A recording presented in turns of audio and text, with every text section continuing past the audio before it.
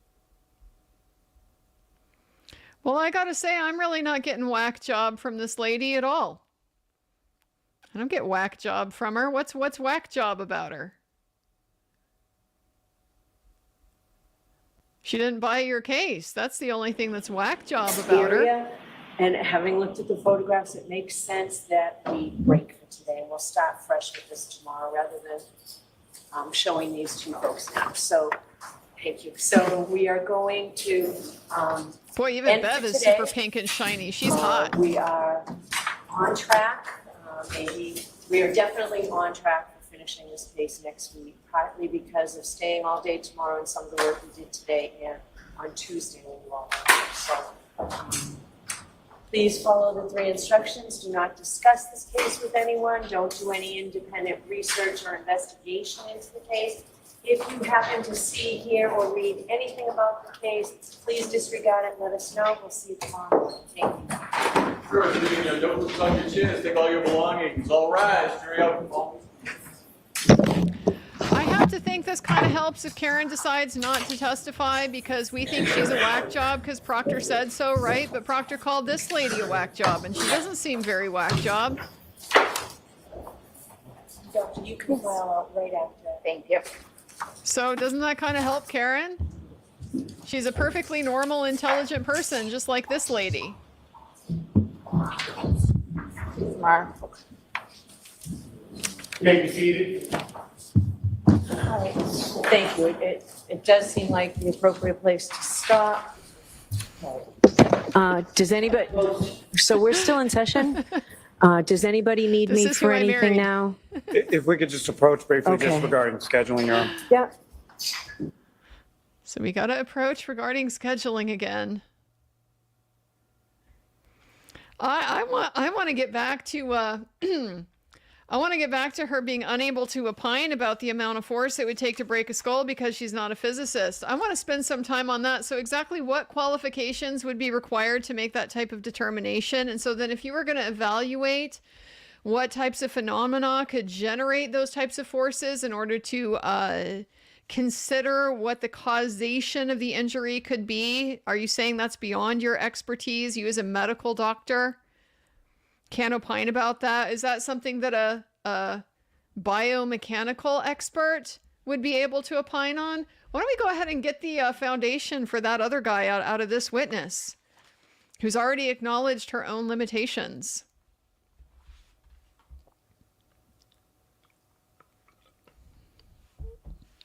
Come on, Ms. Little. You got it. I got faith in you. You can do that.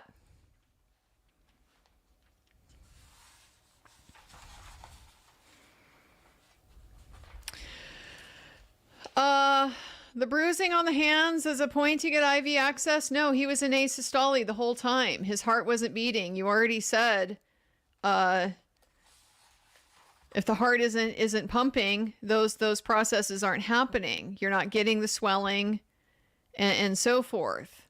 And that's how we can tell the difference between what's happening with the hypothermia and these brain processes. The fact that he was still alive while these things are going on is because there was bleeding happening. That's how you know. So you don't get a guy with no heartbeat get a bruise from trying to stick an IV in him. Don't buy that. How are we explaining this cut over his eyelid? How are we explaining the cut over his eyelid? Okay, a nearly 1 centimeter cut, maybe from her standpoint, that's a small cut. From a boxing standpoint, that's a pretty large cut. That's a big one.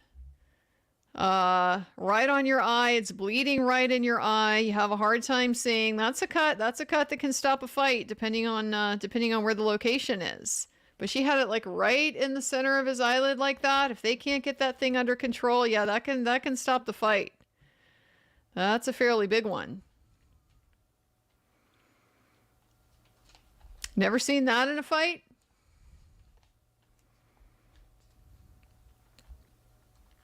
Notice she said she didn't feel fractures in his hands. Are you going to see hairline fractures? Are you going to feel soft tissue type of injury? When people say boxer's fracture, like this is a colloquial term. This is not this is not an expertise or anything. It's not like a technical thing. It's a description of an injury that you get because you punch, right? A good punch lands square across your knuckles. You turn it over well, and it's solid, and your wrist is straight. So all that force just goes all the way, through your arm, and you can hit pretty hard.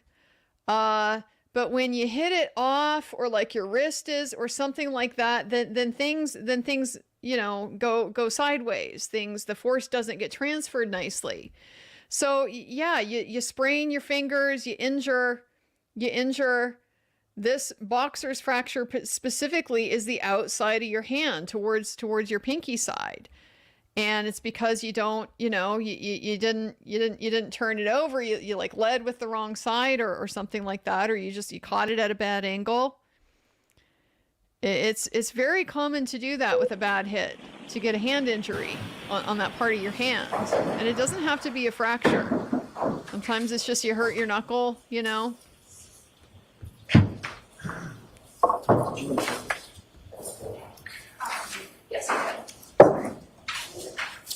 All rise in court, please. All right. So now we know for sure that they're done. Well, we're going to hear the magic words tomorrow. Your Honor, the Commonwealth rests. And I am here for it. Boy, am I ready for it. I am really, really ready to hear that. Well, she's not given us anything to really hang our heads on here as far as a motor vehicle injury, motor vehicle accident either. Is she? I mean, are we even going to go there? Is Lolly even gonna ask her beyond just, the whole, is it consistent with the path of fall? Well, it'd be consistent with the path of fall to the ground, whether that was caused by getting hit by a car or getting hit by a punch or another weapon or something like that. Oh man, guys, the BAC is high, and this is hours later, guys. Remember the retrograde extrapolation? You remember how that worked? Good for the goose, good for the gander. Yeah, this is after it's been processing out of his body at 7 something a.m. when they took that sample. We don't know when his last time of his drink was. If it's the Commonwealth's theory, it's 12:15, something like that. So 7 hours before, 7 hours to go down, and this is what it is. If it's not the Commonwealth theory, if he went in the house and was drinking inside the house, as an aside, am I the only one who's a little bit skeptical of Brian Higgins's claim that they don't have any whiskey in that house? This is a White Claw and light beer only house. I'm a little skeptical, a little bit skeptical of that. But that aside, if he'd been inside drinking in the house, could be a lot later. And so, the peak alcohol level wouldn't have to be so high to be at this point then at 7 something in the morning. But it's still, this is pretty high. This is pretty high for like most non-chronic drinker people. This is going to be severely incapacitating. You are going to show this level of alcohol consumption very badly. If you have high tolerance, you may not show it as much. If you, regularly drink a lot, you may not show it. And so I'm kind of feeling like I might have a little bit more of a feel for some of these problems here with the relationship, the drinking in Aruba and stuff like that. So much of this has been projection. We're putting this on Karen, right? Karen is a chronic alcoholic or whatever. John was the one who is drinking at the bar and ditches her with the kids.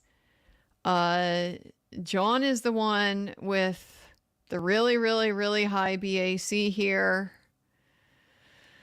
Just kind of have a little bit of insight into maybe who had the alcohol problem and how, yeah, that can drive people's behavior in a relationship and some of those toxic patterns. Not great. Not great. I did want to know about the role of the alcohol. How would that, if anything, how would that contribute to these processes? So we know, okay, you can get hypothermia faster, is what it sounds like, because the alcohol will inhibit your ability to maintain heat, so you'll get cold faster. Getting cold faster, does that fit with our time frame or not? And he had, according to the Commonwealth, a lot of time to be out there getting cold. A lot of time to be out there getting cold.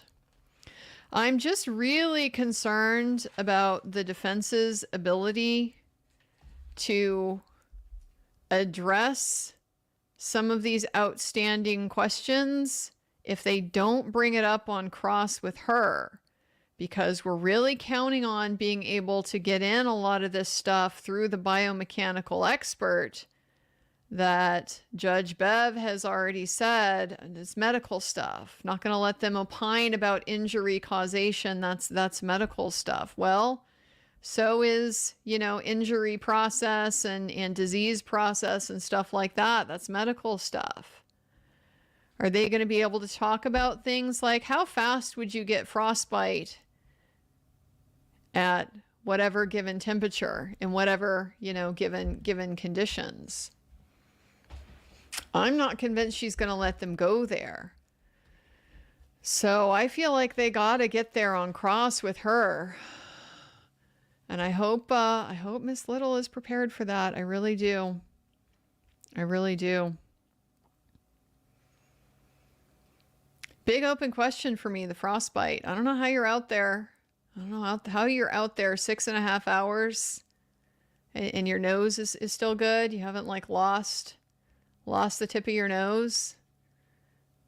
At this severely hypothermic, this is your core temperature is so low that you can't stay alive. Your organs are shutting down. That's not even getting to your surface temperature of your skin, the part that is where the heat exchange is actually happening.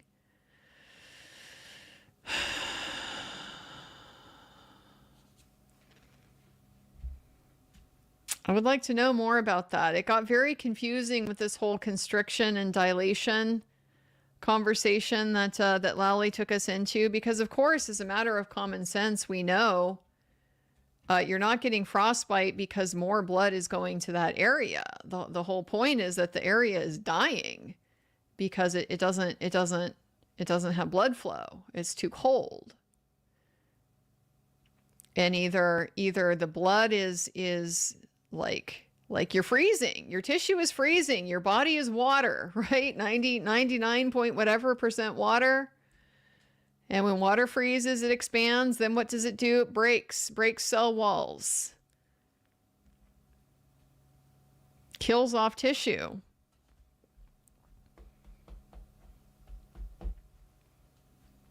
Hard for me to believe he'd be out there for that long in those conditions and not have frostbite when his core temperature is 80 some degrees. It just seems very, very hard for me to believe.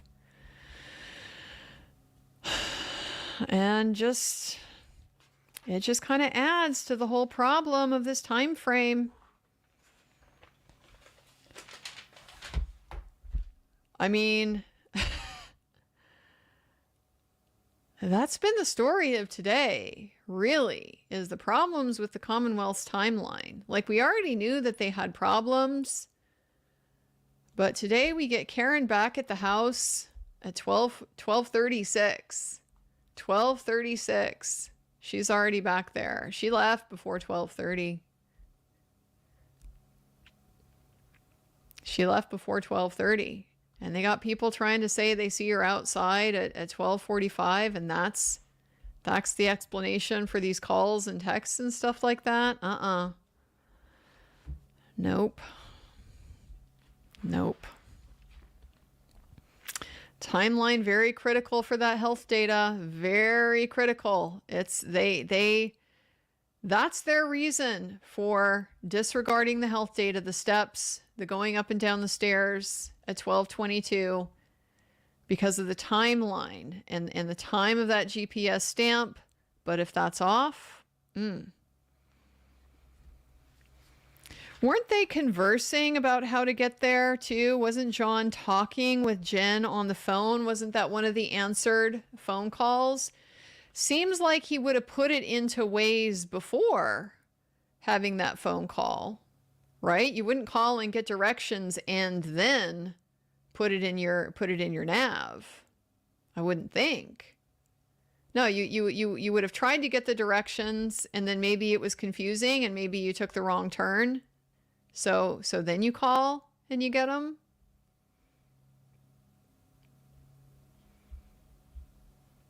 Yeah.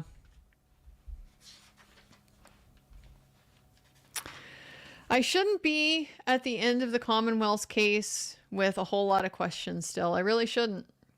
You know, I shouldn't. I shouldn't be asking how does a motor vehicle accident cause this?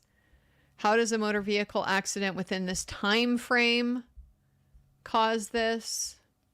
It should be clear. They should already have spelled this out. I mean, I'm not some super genius here. I'm just a person with, I think, some common sense looking at this situation. I think you got to assume there are going to be people on the jury that are capable of looking at a situation with a critical eye and thinking to themselves, I have questions about how this works. And so that's your job as the prosecutor. You answer those questions. In fact, you forestall them. You prevent them from coming up in the first place. Because you can anticipate, surely you can anticipate what reasonable people are going to think looking at your evidence. So you just don't even let those arise. You know, if your case is that clear and it's that solid, you're compelling evidence, you should have presented it, and we shouldn't have all these questions sitting here at this point. We shouldn't be wondering, who do I believe? Do I believe Jen McCabe and her timeline, or do I believe the GPS data? Do I believe Trooper Paul and his key cycle reconstruction, or do I believe you saying she went to 34 Fairview at 5 a.m? We can't believe all these things. They are mutually exclusive. So we got to pick one. And Lolly hasn't told us which one of these are we supposed to pick. If she went back to 34 Fairview at 5 a.m, messes with their mileage. And they don't seem to have ruled out the possibility that she went back to 34 Fairview at 5 a.m. and he wasn't there. What, we're taking it as a given that he was there because the Commonwealth says he was there, but sure seems like he wasn't there when everybody left at 1:30, 2 o'clock, you know, that time frame, because nobody saw him. And we saw how much snow there was. I'm sorry, there's not that much snow, okay? There's not that much snow.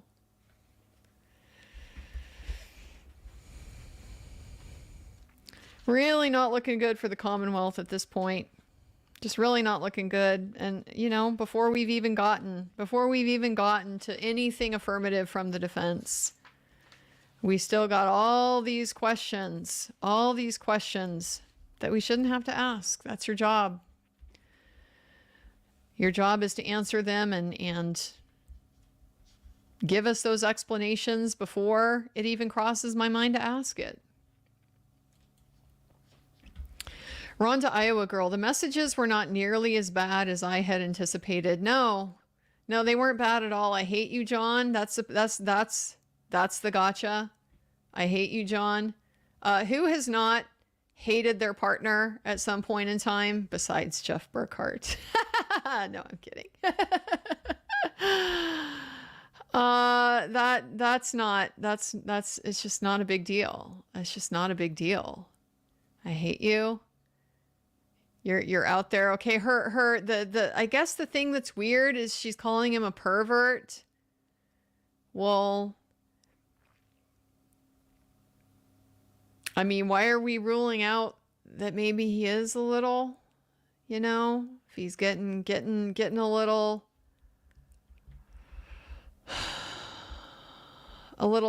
not good boundaries with all these girls that he has around him all the time, all these girlfriends that we keep hearing about. The whole Aruba thing. I want to hear Karen's side. I really do. I know we don't have to. I know it's not required. And maybe she won't testify.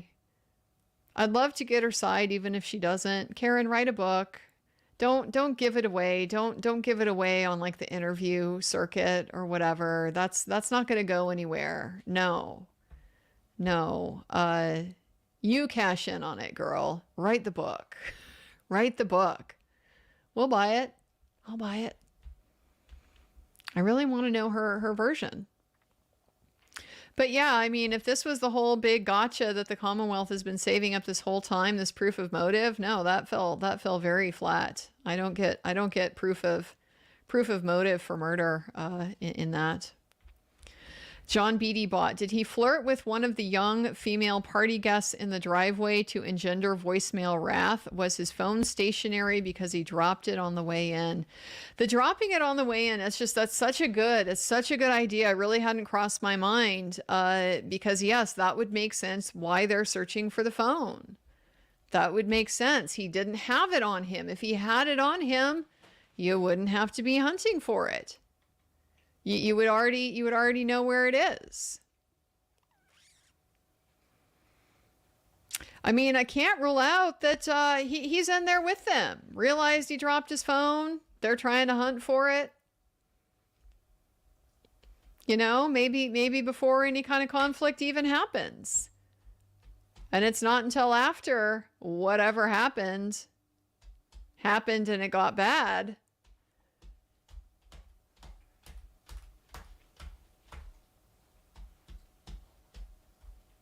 I guess that wouldn't work because they had to know where to dump him. they had to put him out there on top of that phone.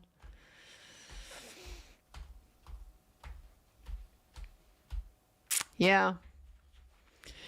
I mean, he could have been he could have been flirting at the bar. He could have said something in the car. I mean, who knows? Could have said something in the car. Oh, so and so's hot. Their hot daughter is going to be there at the party. I mean, you just who knows? I'd love to hear it from Karen. KJ, hey, Andrea, did a quick legal research on this topic, readmission of causation through non-physical expert testimony. Nothing binding, only one crim. So yeah, this was me being very skeptical of this rationale from Judge Bev that, oh, well, law in Massachusetts is that only a medical doctor can testify to injury causation. No, I doubt that because it's anybody who's qualified by experience or training or education. Anybody who's qualified to be able to do that can make that opinion. So it's not just a medical doctor that can testify about how injuries are caused. Okay, let me tell you how many times in sexual assault cases you'll get all kinds of non-medical expert testimony about what does or does not injure the private parts of people. Because it's very common to have sexual assault with no injury. It's very common. You get a lot of non-medical testimony about that. A lot of non-medical testimony about domestic violence, strangulation, petechiae. You know how many non-experts out there testify about petechiae? So petechiae are hemorrhages that happen in the blood vessels of the eye, and it's associated. It's basically a change of pressure in the blood above your neck.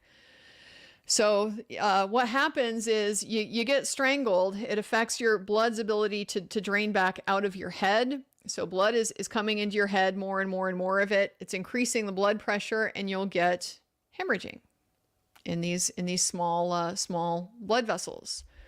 So it's one of the signs that's kind of common that people will look for associated with strangulation. Absence of it doesn't mean strangulation didn't happen. But you'll get all kinds of non-expert testimony about this stuff. How strangulation doesn't always leave bruising on the neck, may or may not cause petechiae. You don't need doctors. You don't need a doctor every single time you're going to bring that in. No, I would be willing to bet. I would be willing to bet she's proffered that stuff as a lawyer without bringing in a medical doctor. So yes, I'm very, very skeptical that that's the law, and it sounds like your research is kind of confirming that. Stephanie L. Lally will not finish his case in chief by Friday. He wants to drone on and on to confuse the jury and exhaust them. Well, unless he's got another witness he's going to bring up, I think it's going to happen. How much further down the road can he go with her? How much more can they do? Even Lally at his lalliest, I don't see him killing a whole day. And it might be a whole day if they don't do a cross, or they just do a very short truncated cross, an abbreviated cross. Yeah, even Lally I don't think can do that. So I have faith. We're going to hear the magic words tomorrow.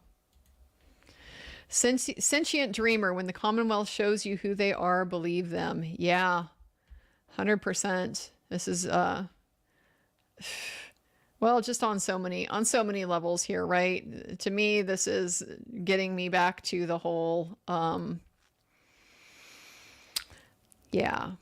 thing going on in the Stoughton PD, the little problem with the Norfolk County DA's office. Yeah. Tin Cat, convinced by now judge is less biased towards the Commonwealth than just obsessed with having everything play out exactly according to her vision. This is kind of my impression. It's been my impression, I do think that there's bias there, just in terms of, I don't know if it's bias in favor of the Commonwealth or bias against the defense or the defense attorneys or Karen, somebody on that side. But I definitely have had this perspective that, yeah, she's just kind of a micromanager. She wants to decide how things are done. And so with the Commonwealth, she just goes ahead and, volunteers for them. Here's how to go ahead and approach this. When they open the door to go ahead and ask this question about Googling for an attorney at 1-something in the afternoon on the 29th, yeah, go ahead and come back to that. She'll just signpost what she expects them to do. Here's the challenge that I think you should make to the defense's biomechanical experts. You didn't raise it in your motion, but here's what I think it is. Why don't you go ahead and address that? And I think that might also be part of the grudge she has against the defense. She doesn't like how they're proceeding. She doesn't like how they talk. She doesn't like the defense that they formulated. She doesn't like it. She wants to control it. Jason Sorensen, WTF, this is crossing a line even for Bev. I think this is going to the whole, that whole issue with cutting off Yannetti in the middle of his argument. And it's, in her mind, it's okay because she's denying the Commonwealth's motion to let that Google search in the first place. So it's fine to be rude and dismissive to this attorney in your court. Well, no, it's not. It's one of the canons of judicial ethics that you need to be polite, have decorum, treat people with respect. And the disrespect that she is heaping on the defense team, I don't blame them for the fact that it is clearly grating on them. Alan Jackson called her out on it yesterday. Yeah, I take offense. And yeah, you did just say this. You did just say that we were at fault, that I was at fault, that I lied about how this intermediary worked to connect Mr. Jackson and Dr. Russell? No, he didn't. He contacted her through an intermediary. That's accurate. She also contacted him through an intermediary. Those are both accurate. She contacted the DA. The DA contacted him. DA presumably provided him with her contact info, and then he contacted her. So, but it did. The rudeness today was pretty next level, pretty uncalled for, pretty unnecessary. It's perfectly easy to just say, you know, Mr. Jackson, I don't need to hear more. I'm going to exclude it. You don't have to be all rude about how you don't like what he's saying. You don't like, I mean, he's arguing. He's making the point. After he made the point that she knew the police were looking at her because Proctor called her from his personal cell phone. Hello, red flag. Why from his personal cell phone? I don't know.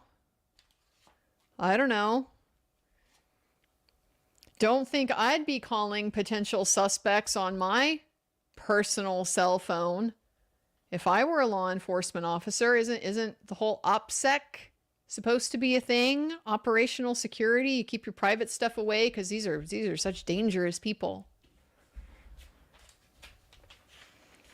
I don't know why you would be using your personal cell phone. It doesn't make any sense to me.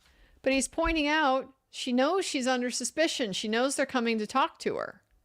And she's doing what, everybody has a right to do. Talk through your lawyer. Evaluate if you need somebody on your side to deal with this interaction with the police. Way over the line even for Bev. I am with you 100% there. Silvermane, Lally is deliberately burning time to hobble the defense presenting their case. I mean, I guess it seems like that's kind of just been the story here. You know, the more time he takes up, I mean, surely everybody knew Judge Bev was not going to have her July 4th at the Cape interrupted, right? Is she just taking a long weekend, or does she have some time booked? Does she have some time booked at that beach cabin, that beach house? Not going to be interfered with. I bet everybody knew this is the time frame that they had to work with. And so, Lally has just been eating it up as much as he can with all this repetitive nonsense. It's not necessary, and everybody knows it's not necessary. He knows it's not necessary that every single witness, 12 of them, 12 firefighters get on the stand and talk about shoveling the apron. Of course he knows that. So there's just not another good explanation for why it's happening. I do tend to apply the Hanlon's razor, never attribute to malice what can be adequately explained by incompetence. Is it possible Lally's just this dumb?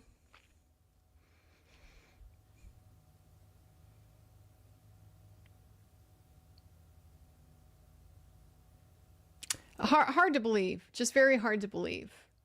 Very hard to believe. Arla7247, why was KR calling JO a pervert?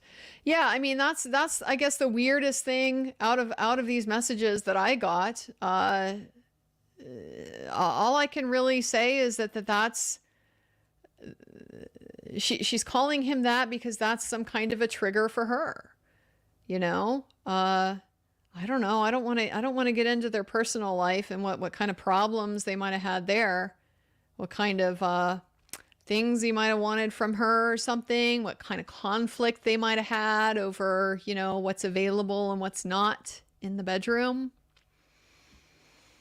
Not an uncommon place for couples to have conflict. Who likes what, where, how often, all that type of thing. And so that would go a long way towards explaining to me why her insecurity could be centered around his interest in other women. Because, yeah, they might be willing to do things that she is not.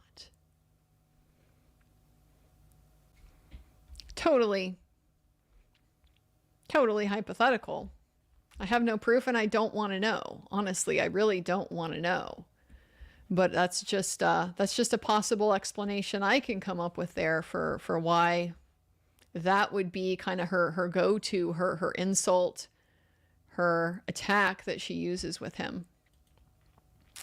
Entry required, not paranoid, have Faraday bags for use at the theater. Why at the theater? Why at the theater? I'm curious. Stingrays have come up just kind of collaterally. They got mentioned in this. They came up in Koberger.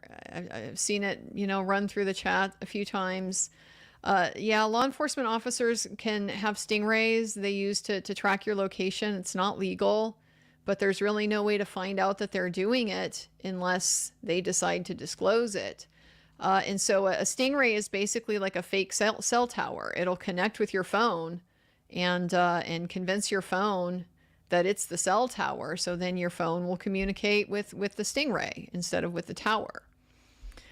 That's a, potential reason to use the Faraday bag.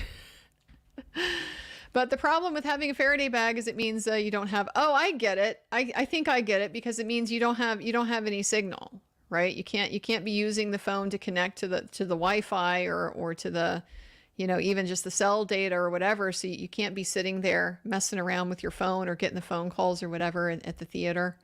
I get it now. Sometimes I'm a little slow on these things. Be rational and nice when in this global sandbox. KR already headed to #1 when JM got text from JO. Yeah. When did she get that text from John? Hang on, because I dropped all those notes. I got to grab them from the other side now.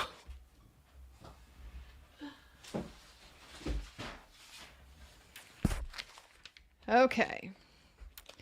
Let's get back here to that timeline of those texts to and from John with Jen.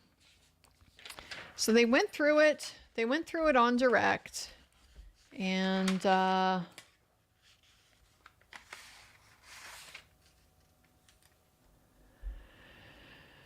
she said she got a text from John saying where to. She was driving, so she called.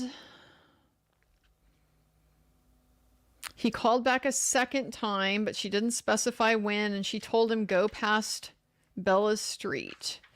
So in her first description of this happening on direct examination, she did not get into the specific time frames of those things.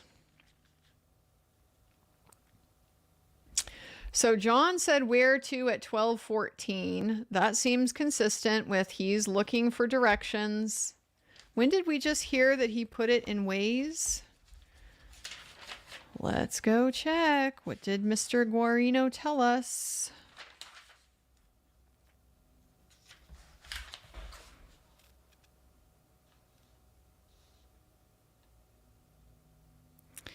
$12:12.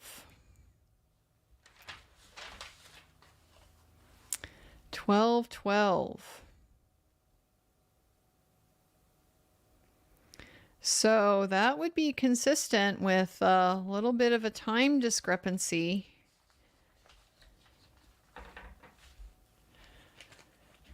He texts her, she doesn't answer, so he puts it in Waze. That could work. Then at 12:27 is when she texts here. Pull behind me is 12:31. 12:31, Karen's got to be gone already. I'm not buying this pull behind me. Pull behind me at 12:31. I think we got the projection here again. Who is fabricating the alibi? Who is fabricating the alibi? She said at that point the car had moved from the prior spot. So, because she had gone to the front door and then she went back and sat at the table, saw the car had moved, sent the pull behind me text, and went back to the front door. No. Karen's got to already be gone by then.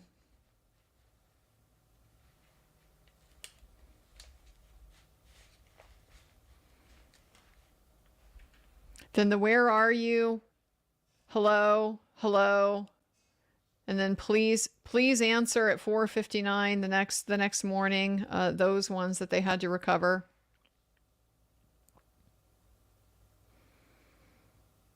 The calls were at 12:14 and 12:18. So yeah, that makes sense now with the time frame. The initial call, she doesn't answer. She doesn't get it. The where to. So he puts in ways to get the directions, and the directions aren't working. So then he calls back and gets the more detailed directions from her. I think that makes some sense. Yeah. This time frame is not good. Not good for Jen McCabe. Pull behind me at 12:31.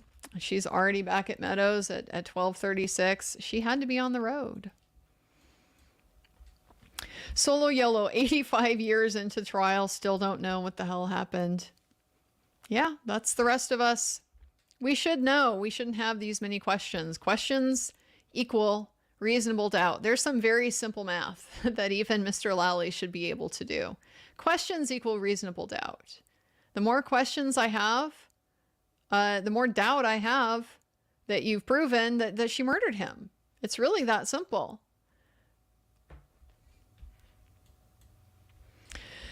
DG Maffey. It seems nobody at MSP wants to take responsibility for extracting Jen McCabe's phone. Super sus. The whole timeline of it, and I extracted it, but I never looked at it, but then I did look at it. He was just all over the place.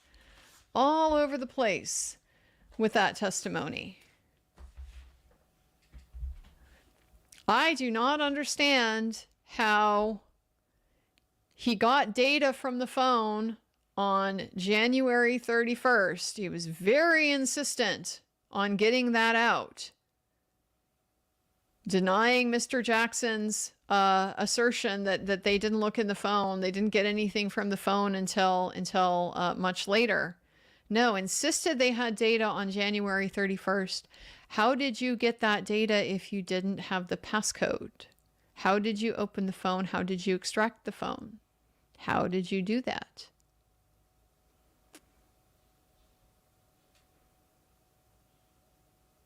Have we heard anything in the case so far that would answer that question? No? Nobody said, oh, we recontacted Karen and talked to her again and she let us into the phone and showed us something, for example?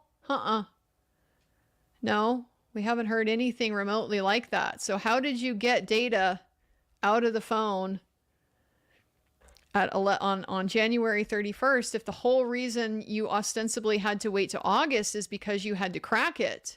You had to crack it to get into it.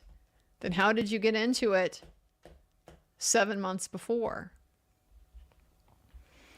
I have a feeling those types of questions might be part of why everyone is playing pass the buck with all these extractions. But yeah, with Jen's phone, nobody looked at it. Nobody paid attention to it. I mean, everybody wants their hands off. It's a team effort. It's a team effort when it's time, not when it's time to take credit. When it's time to take credit, everyone's out for themselves. But when it's time to evade responsibility, yeah, that's when it's all about the team. James Casatelli, Celebrite is a completely useless tool if every item on a report needs an explanation of why what it says is wrong. I mean, this is just going back to that observation that we got to wonder how many times they've used these precise reports to argue Somebody deleted their searches, somebody deleted their calls, somebody did all this consciousness of guilt stuff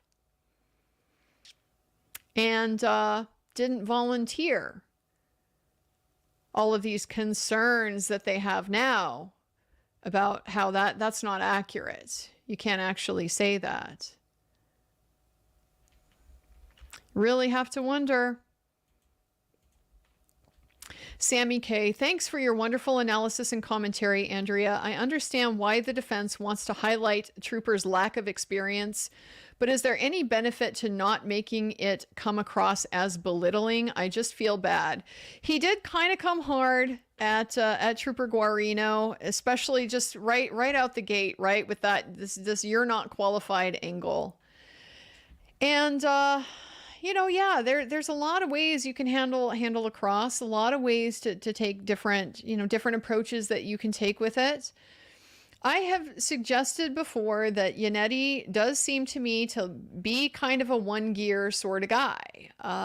Doesn't have a lot of gears to be able to work with as far as playing good cop, playing nice guy, and otherwise being sort of aggressive. I don't know how much of that is he's just he's a Bastin guy, he's a little bit gruff, a little bit direct. He's not tiptoeing around, trying to be super polite. I don't think that's just not really the culture of the area. So it's hard for me to judge that from the outside because I feel like some of that could just be normal. That's baseline. That's baseline for here. Maybe nobody in the courtroom is taking that as rude or as aggressive. They're just taking it as being blunt. But yeah, there's no requirement that he handle it in any particular way. And I've always felt like different approaches are better for different witnesses. You don't have to treat everybody like they're public enemy number one. You can lose credibility doing that because the jury typically doesn't look at everybody coming on the stand and assume they're all bad people. The jury is going to be inclined to assume everybody is a good person until they have a reason to think otherwise. So coming at everybody as if like they're, Skeletor or something, it's not going to be effective because you're not going to be on the same plane with the jury. You're not going to be relating to that witness the same way. They aren't going to connect with you and that relationship that you're developing with that witness. On the other hand, I think they were kind of softening him up. Get under his skin early, challenge him in the ego. Hey, stop licking. Sorry about that. They're trying to soften him up, and that's part of the reason to come at him aggressive early. Get him uncomfortable, get him annoyed, and then see what that does to his answers. Would he have been so quick to be like, no, Proctor didn't prepare that report? Did Proctor prepare it? No. Would he have been that quick to do it if he wasn't a little pissed off? I don't know. Maybe not. Maybe. It's hard to say. So much of being a lawyer is just instinct like that. It's instinct, it's personality, it's practice. You figure out what works for you. Mr. Yannetti's very skilled. This has worked for him. He's been doing this a long time. So I got to have some faith that he knows what he's doing. But I definitely get your point that it can be a risk that a jury is watching him handle these witnesses and thinking, why is he being such a jerk to all these people? I think that is possible. I think some of that does come down to the culture of the area, and what is a jerk in Massachusetts the same thing as what's a jerk, over here where I am in the inland Northwest, the channeled Scablands. Stephanie became a member. Welcome, Stephanie. Laura Cox, who do you think is better at ripping apart the state's witnesses? Yannetti, Jackson, or both? Love the coverage. I think they both have their positives and their benefits. Their upsides and their downsides. I think that my critique of Jackson has been that he seems to not always have all the details down when he goes into his questions. He's gotten caught a couple times not having the details quite right. And I would equate that to like he overextends. He reaches on his punch and then you get caught off balance. You really got to have that nailed down flat because it's just you're handing them ammunition if you don't. Hadn't noticed that much with Mr. Yannetti, but then today I do think he got caught at one point in that cross-examination with Trooper Guarino, where he was talking about the accuracy down to 3 feet. I think he was trying to say that Mr. Guarino put in his report that the accuracy of the GPS was down to 3 feet, but that's not what he was saying. He was saying that they went to locate where John's body was found, and based on the GPS coordinates that had already been done by the MSP by Trooper Paul, and when Tully was out there and all that, that they were within 3 feet of that. He was confident of. So I think that was an area where he didn't quite have the detail right. I do wonder how much of their cross-exam they're doing on the fly. How much of this is planned out way ahead of time and how much is on the fly. It's usually going to be a combination of both. You come into the cross already knowing you have specific things because you know it from your pretrial investigation and so forth. But then just depending on what comes up in direct, you may have other ideas, you may have other places to go. So it's usually going to be a mix, some of it on the fly, some of it already planned. And I wonder about that, if some of these kind of minor errors like that are just the result of you're trying to do this on the fly and you just don't have time in the courtroom. You're trying to pay attention to a million things. You gotta be paying attention to what's going on up there. It's very hard to be reading through a report and digesting that and making sense of all that while at the same time you're listening to what he's saying in case he says something that you need to be able to deal with. So for those types of questions, it can be really hard to prep that on the fly. But overall, just in terms of style, I like Mr. Yannetti's style. I like it. I've said it before. He's a brawler. And it is a little one gear, but it's very honest what it is. There's no question he's coming for you. It's not that I wouldn't say that I dislike Mr. Jackson, but he just does come across a little bit more, I think lawyerly is just really the only way I can put it. He comes across as a little bit more trying to be slippery with his questions, trying to gain points by how he phrases things and how he's able to catch the witness up with his phrasing. Than Mr. Yannetti. Mr. Yannetti is just he's there with the facts. He's there to talk about the facts and confront you with the facts and get you to explain the facts. Might make occasional small errors about what the facts actually are, but it's just not so much based on this wordplay. I get a little bit more wordplay from Mr. Jackson, and I don't personally really find that super effective. I can understand how it works because part of it is you're getting the reaction from the witness. You're seeing what they'll give, what they won't. But the problem here is that Bev finds it offensive. So she's really not letting him use that to his advantage anyway. And so then the result is it kind of comes across to me like he's just trying to be a little too tricky for his own good. So that's just my perspective, but I really enjoy me some Mr. Yannetti on cross-examination. The Chungi Show Live. I hear on X that J.O.'s phone shows he never went inside the home. Is that true? Been at PT running errands. I think that is kind of overstating it.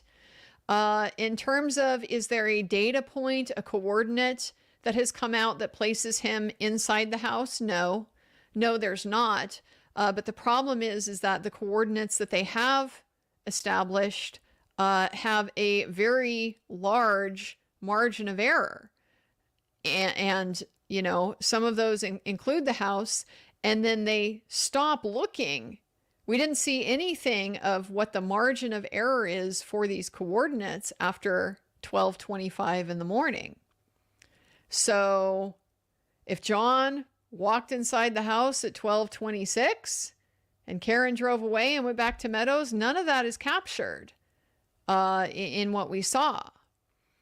So I think that's overstating it a little bit, but to the extent that no, there is no data point that we've seen yet that has him inside the house, that is correct. They can't place him in, but I don't think that they can exclude him. Nunzio, CW dog bite expert is in your IGDM from Trad's photos. Expert will be able to testify that there was a shooter on the grassy knoll also. All right, let's go ahead and pull this up. I did, let me see if I can find it.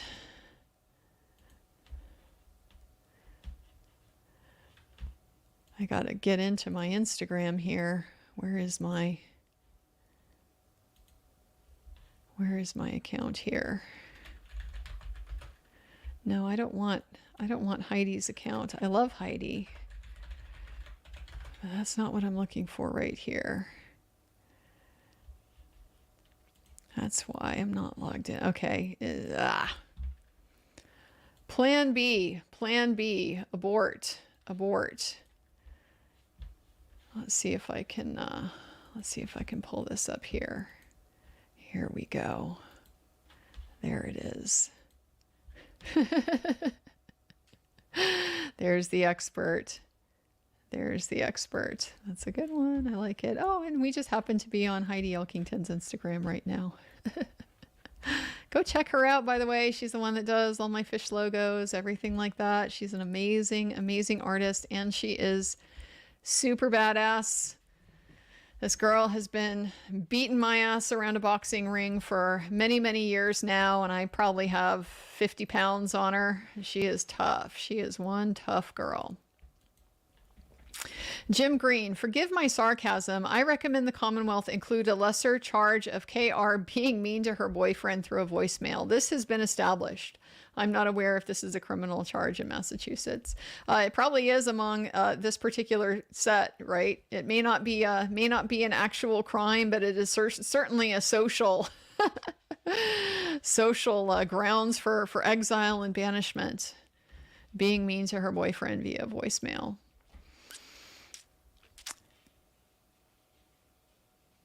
Was it that mean? Yelling, calling him names, was it that mean? I mean, I could imagine her being an awful lot meaner. I could definitely imagine somebody being an awful lot meaner than she was in those voicemails. Really didn't get the big gotcha there.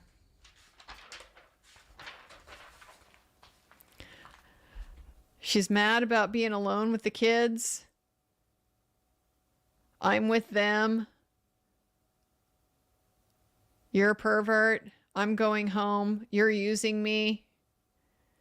And then at 5:23, it starts showing up and she's frantic, right? She's sounding more panicked now. She's not sounding mad. She's sounding really concerned. And then, that's it until we get that recorded voicemail. It seemed like that kind of was it wasn't a butt dial, but they didn't mean to leave the phone open and record all that while the 911 call was going on and stuff like that. Just kind of worked out that way.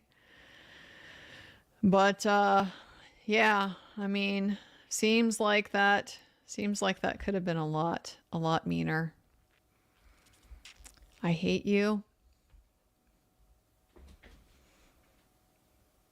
Kindergarten, younger than kindergarten, kids get mad like that. I hate you. You're the worst person in the world. Is it that mean? No, it's just you're mad. Okay, Guarino said, shoot me under his breath early in the day. I clipped it off the stream and posted it on X. I tagged you. Is this in addition to after he said, kill me yesterday? If he did, then I really think, I think it's on purpose. It's got to be on purpose at that point, because you can't tell me he didn't know he got caught. I just don't know that I'm going to buy that. I don't know that I'm going to buy that. I really don't. Everybody wants to know, well, aren't the witnesses, aren't the jurors watching the coverage? Yeah, the jurors are not supposed to, but what about the witnesses? You're going to tell me these witnesses are on this national platform and they aren't going to be very eager, interested to see, how do I look? How do I look on screen? How did I come off? How did I come off? Do people like me? People not like me? Aren't they going to be interested in that? Seems to me like that's going to be a great big temptation for them to want to look at, potentially even more than the jury, because there's that personal investment, that ego siren call. Yeah, if he did it again, that to me is telling me it's performative. Rube, wish DY asked Lobster Boy, what are you laughing at? Yeah, he was laughing. He was laughing there on the stand. It's not a good look. It's not a good look. Even if you think it's funny, yeah, you don't laugh. You don't laugh when he's asking you questions. It looks very dismissive and arrogant, and you run the risk. Again, the whole point here is to try to be on the same page as the jury, and if the jury thinks that's a good question he's asking, you laughing, you're going to offend the jury now. You're calling them stupid. If they think it's a good question and you're laughing at it, you're not on the same page with them. So, not a good move. Track worker, all data. Perfect example, Bermuda Triangle of Alberts and Proctor.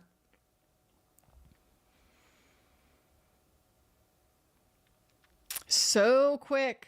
No, Albert. Proctor didn't produce that. Nope. You couldn't possibly know that. You couldn't possibly know that, but you were so quick to deny it. And yeah, boy, we already know. We already know Jen went through and deleted stuff. We already know she did.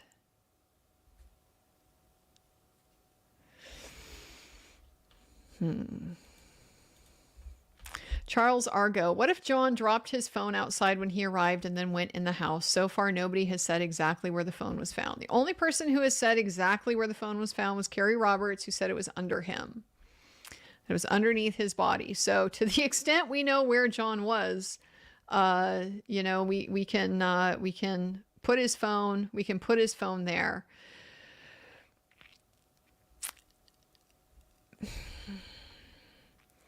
I can see on the one hand, okay, he dropped the phone and that's why they needed to hunt for it, but it would be kind of a coincidence if he just happened to drop it right where they happened to throw him. You know, if they did dump him, if that's the actual, like, what happened at some point during the following morning, somebody went and dumped him on the front lawn. Really seems like they would have dumped him on top of his phone. So they would have had it, you know, they would have dumped the phone, dumped him.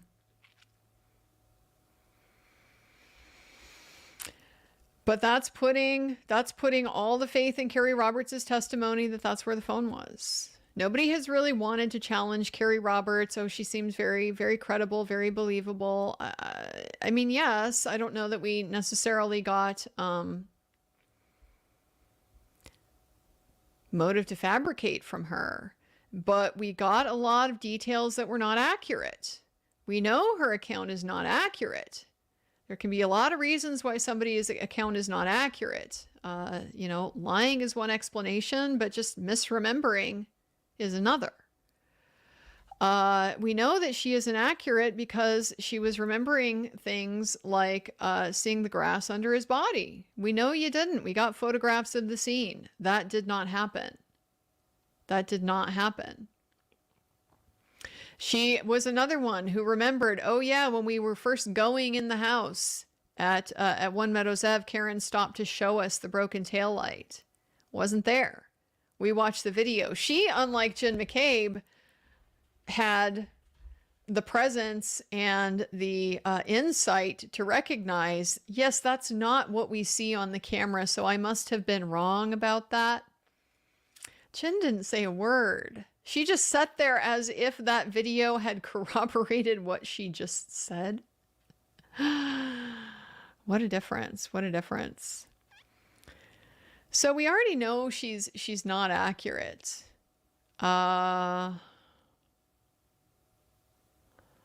that's our basis.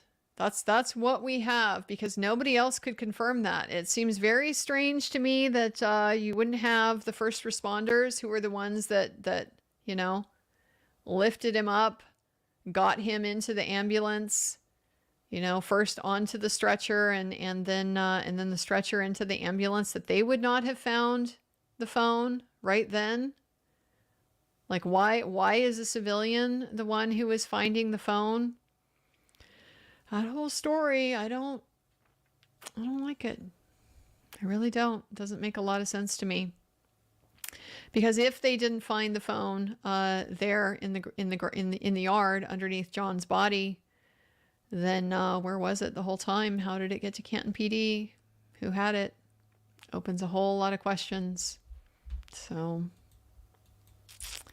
D Brown 83, why do you think they didn't cross him on destroying her Lexus to try to extract the car data? They may just have not had anything really to go there. I mean, he's going to double down on it was necessary. We had to. We didn't have any choice. You know, so what are you going to do? Are you going to cross him with, well, you know, lots of people on YouTube are able to remove the memory chip without destroying the entire motherboard. He's just going to double down. Well, it was here. And by the way, it was the defense expert that did it anyway. So just maybe not really anything to be able to work with there. That's my best guess. Desert Cat, defense call JM again. JM crux of exposing cover up. Well, Jackson suggested yesterday he's not going to. He's done enough damage. He's done enough damage. He doesn't need to call Jen McCabe back to the stand. It's not a promise. You know, he doesn't have to be married to that, because things can change. Things could have changed over the rest of this examination. Things could change depending on what comes out in his own case. It's not that he's going to be stuck with that, but I think it's just kind of a preview that we can expect that's really not likely to happen. Red Forensic, I'm really curious on why the defense got a UFDR file and not the full UFD. So different types of files that can be produced through an extraction. Maybe this is what they're getting at with the difference between the full that Guarino insists that they got. They got the full extraction at the very earliest opportunity. The defense is clearly insinuating, no, they did not. There were things they didn't get until after they requested it in November of 2022. Maybe this is what that's about. They didn't get a UFD file until later on. Not entirely sure. Entry required. No, smartphones do not have gyroscopes. I wouldn't know, so good to know. I would expect, you know, that they have other tools just beyond the straightforward GPS type of thing. I feel like they would have to have a pedometer. Unless it's running on GPS. I don't know. I really don't. I don't know the basis for that stuff. Never had an Apple phone. Couldn't tell you. Tara Rayner, he said that the 10 or 11 a.m. times for search was due to the tab reloading 2:27 a.m. search is either correct or reloaded from an earlier search busted. What he was saying was that she did the search at 6:20, the searches at 6:23 and 6:24, and then didn't close the tab. So then when she got back on the phone at 10:30 or whatever it was, and reopened Safari, the first thing it would do is that tab that's up at the front, it would reload that search. That's what I understood him to be saying. Not that it related back to the 227, but it related back to the 624. And I'm pretty sure that's consistent with what Jessica Hyde said, that's what would have, once she closed out that tab, she reloaded it. It would have reloaded and then closed out that tab. And then that's what would have solidified or whatever, that wall file, the tab state, the browser state.db wall file, then would have gotten moved into permanent data, even though it was marked at the 2:27 a.m. That's how I understood all that. Now, whether my understanding is right, your guess is as good as mine, because it hasn't been all that clear. Steve Nenninger, thank you. Very helpful review of testimony. Well, it's my pleasure. I do take a lot of notes, like I said, so happy to share what I catch while we're watching. Brian Bryson, is it prosecution's theory that when John was dropped off by Karen, he got out and stood there as she drove off, didn't walk to the house, then didn't move as she's backing up at 23 miles an hour? It would seem to be, yes. It would seem to be. He got out of the car. That didn't involve any steps, apparently. And yes, didn't move at all. I mean, their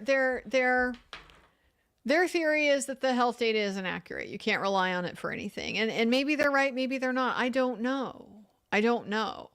But we know at the very least, yeah, he has to still be there when she's driving forward and then backing up at the 23 miles an hour and hits him with the passenger side taillight. He's got to be still in the road, because we know she didn't jump the curb. She didn't leave any, no tire marks, nothing like that. No gouge on the asphalt curb. So he's still in the street through all that. We know that at a bare minimum had to be the case. Does that seem like it makes sense?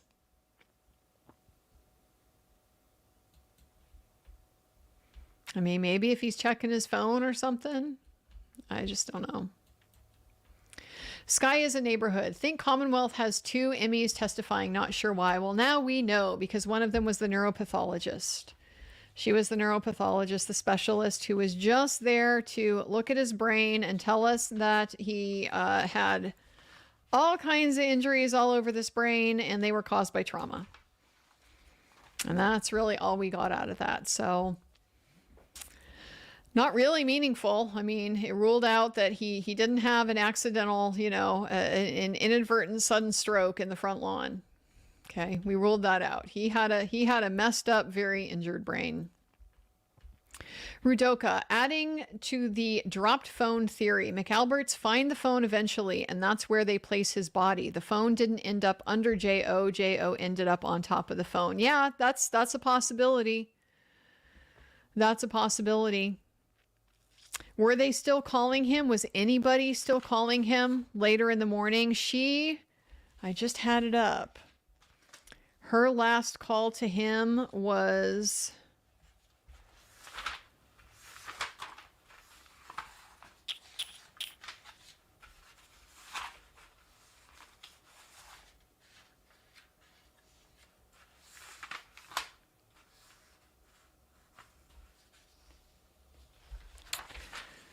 Her last call to him was 4:59. No, 4:09. She calls. Karen is worried. We need to find you. 4:59, please answer. And then 5:04, please answer so we know you're okay. These are all before Karen gets to Country Drive. This is before Karen gets to her house. So this could have been when they were searching for the phone. That is a possibility. I didn't think of that. But then just left the messages, you know, to kind of cover. It's part of the search. It's after Karen's called. Yeah, that's possible. Can't say it didn't happen. Can't rule it out. Carazola X, I don't know why Lally would bring this case. What do they have on him? Check his hard drives. I wouldn't bet against the Alberts knowing Lally is a blank. I mean, I don't know. I have concerns now about this DA's office. Now that I've seen the Sandra Birchmore stuff and starting to get a feel for a little bit of the cultural problems here with the selective decisions not to investigate things when it looks like potentially law enforcement officers could be involved with that. So could be that just Lally is very comfortable with that culture. If it's worked for this guy, it's gotten him elected. It's gotten him into all these different positions. You know, the head DA. Then you know, you see that when you're in that office and you have your own career ambitions. Maybe you want to be in that kind of position someday, and you're certainly not going to get there on the merits of your skill at trial and your ability to ask clear and incisive questions. Yeah, no. He's not going to get there that way. So you understand how it works, and you decide if you want to win the game, then you got to play it. Could be something as simple as that. Entry required. I'm from a much generation. I'm appalled by this Emmy thing that thinks she's appropriately attired for the witness stand. I'm already biased. I mean, it was a cocktail dress, you know, green lace, sleeveless, showing off the tattoos. It is probably generational. You know, she looks Gen X. Yeah, she looks pretty Gen X. Not going to probably be that offensive to Gen X people. It's not courtroom appropriate, but people put more and less weight, you know, on how much that really matters. It was hot today. I do remember Judge Bev told everybody it was going to be hot today, so feel free to, you know, while I appreciate everyone is dressed for the courtroom decorum, she kind of invited us to be a little slutty today. You know, you don't have to wear so many layers and stuff. So I'm not going to generally judge the quality of somebody's testimony, but I certainly acknowledge that, yes, how you dress and present yourself is part of the first impression that people get from you. And some of how they evaluate you is going to be surface level. So the first thing I noticed, I don't really care so much about her appearance. Although I did notice the eyelashes. The eyelashes were what jumped out at me just because they look uncomfortable. They look uncomfortable, have something that big sticking out there. Those were not real, guys. If you didn't know, those were definitely fake. And just fake. I mean, I'm lucky. These are natural. I got pretty long, you know, pretty good natural eyelashes. Never worn the fakes. They kind of gross me out. Just because, you know, you got them glued on there and you got all these, you know, I don't know, you got all these oils and things like that around your eyes. It just seems kind of unsanitary. Like the acrylic nails thing is real similar. So it just seems very unsanitary to me. Get all this stuff caught in it. And I don't want that by my eyes. So I noticed that. But what I really noticed was just her posture. It wasn't so much that I care about how she dresses. I see that chin was so far in the air. And when your chin is that far in the air, you are looking down your nose. You're looking down your nose. It seems like just a very superior type of posture. And I mean, that's kind of consistent with how doctors are with lawyers sometimes. She didn't have that posture with the jury. She had it with Lally. When she turned to the jury, she would have a normal face posture and just kind of talk to them like people. But with Mr. Lally, really looking down her nose there. Veronica B., why are people overly concerned about her dress, tattoos, and eyelashes instead of her testimony? I don't know if they're concerned instead of it, but it is just part of the package. And yeah, people are interested in the package. People are interested in who the person is, and how they present themselves is a clue to how the person is. It's just one clue. It's not something that personally I would put an awful lot of weight on, but you know, you're gonna notice. You're gonna notice, and some people might put weight on it. So it does kind of speak a little bit to your attitude in that role. Kind of goes to maybe an agreeable versus disagreeable edge to your personality. Do you care about giving people the impression they want to have? Show up in your doctor's jacket, you know, or just your buttoned up suit and your nice slacks and your sensible pumps and all that. People expect to see the conservative courtroom attire. It takes a little bit more disagreeableness to say, yeah, forget that. I'm going to wear my lace cocktail dress and have my sleeves out, and I'm just going to be hot girl on the stand. You're not giving the people what they want and what they expect. You're breaking the rules. So I think some of that is maybe a little bit of a personality read you can get on somebody through choices like that. How much it matters, I don't know. I don't think it matters much in this case because we didn't get a cross, so we didn't see you know, like, is there a different dynamic with one side versus the other side that might tell you something about bias or something like that. Jay Baffo, I can't count the number of trials I've had where the jury is smarter than the judge. Bev is pathetic.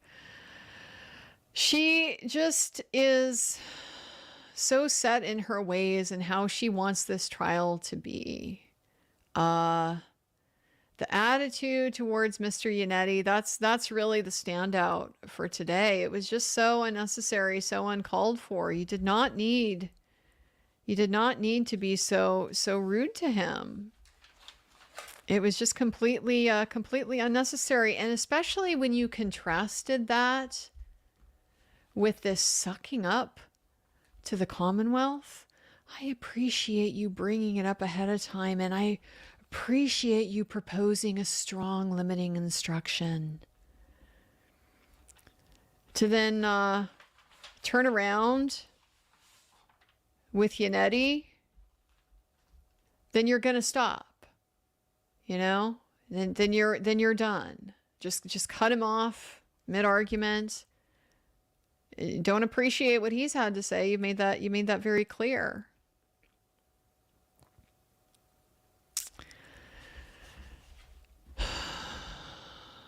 And the big tell for me, this whole kind of bluster about what the law says or doesn't say. No, I'm not buying the case law from Massachusetts. See, this is the thing about the law that I think it may be we don't appreciate it enough if you're not a lawyer.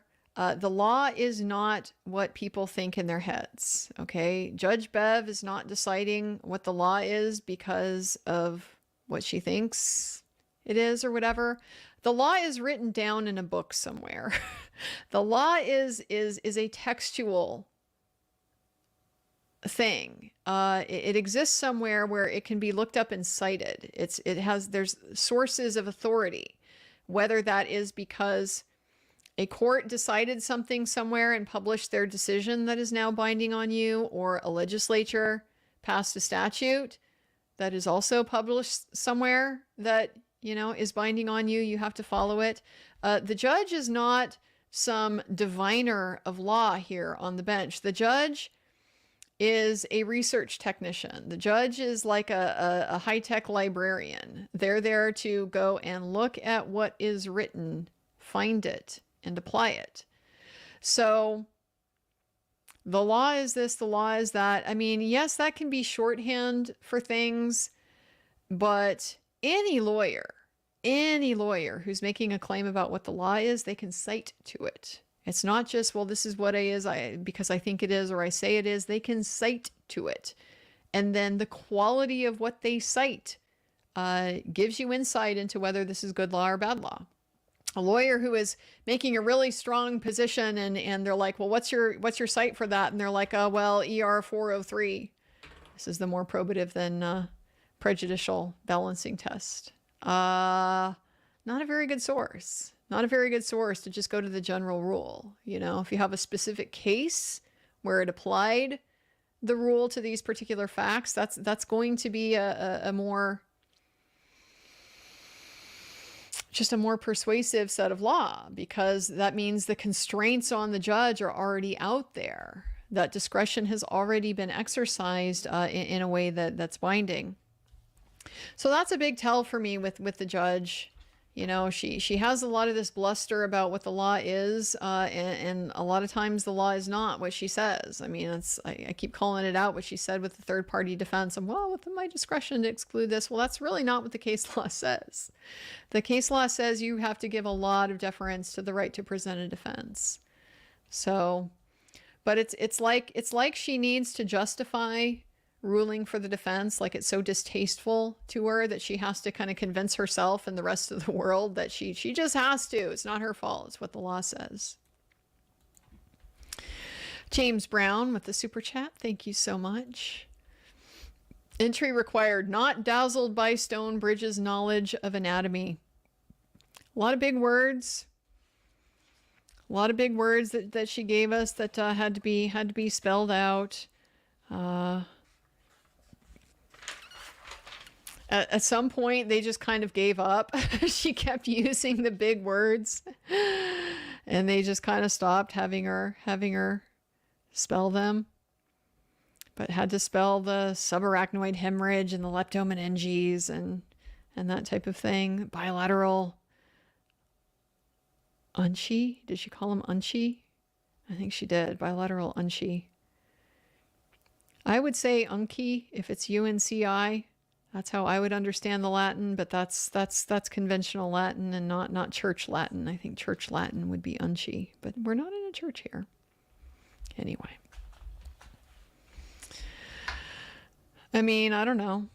Anatomy in general doesn't really impress me that much because, yeah, there's a great level of detail that you can get into, but it's just rote memorization. And rote memorization is not it's not a massive skill. It speaks to dedication to sit down and do it and to learn it.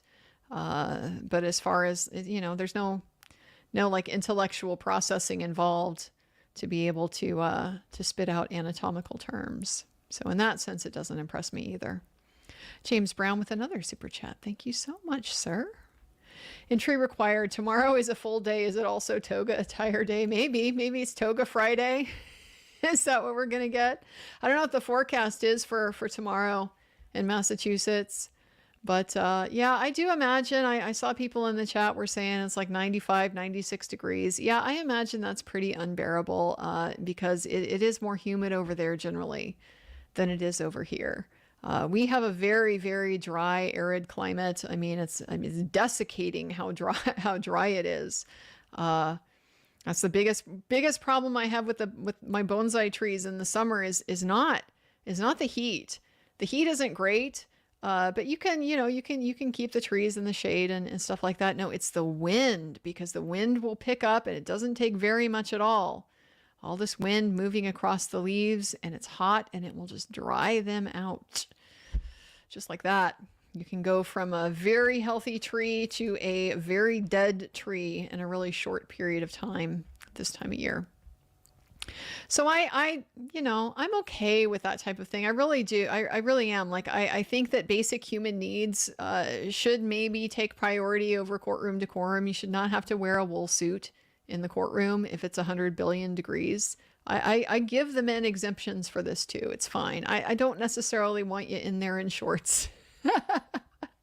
But you can wear some loose pants. I don't care if you wear a short shirt, short sleeve shirt. Things like that. This is just me personally. If I were a judge, that's how I'd be ruling things. I do think that you shouldn't be jeopardizing the health of the people in the courtroom just for the benefit of a dress code. Like, it's hot. People can get dehydrated. People can get heat stroke. People can get pretty uncomfortable, unhealthy. with that type of situation. And plus, then you have to overlap that with, are you allowed to have your water and drink your water in the courtroom? This courtroom seems to be pretty good with that. Like all of the witnesses have had their bottles and stuff. But it can be very hard to stay hydrated when you're like on your direct examination. You got to ask all these questions. Talking, so dehydrating. That's why I go through all this tea.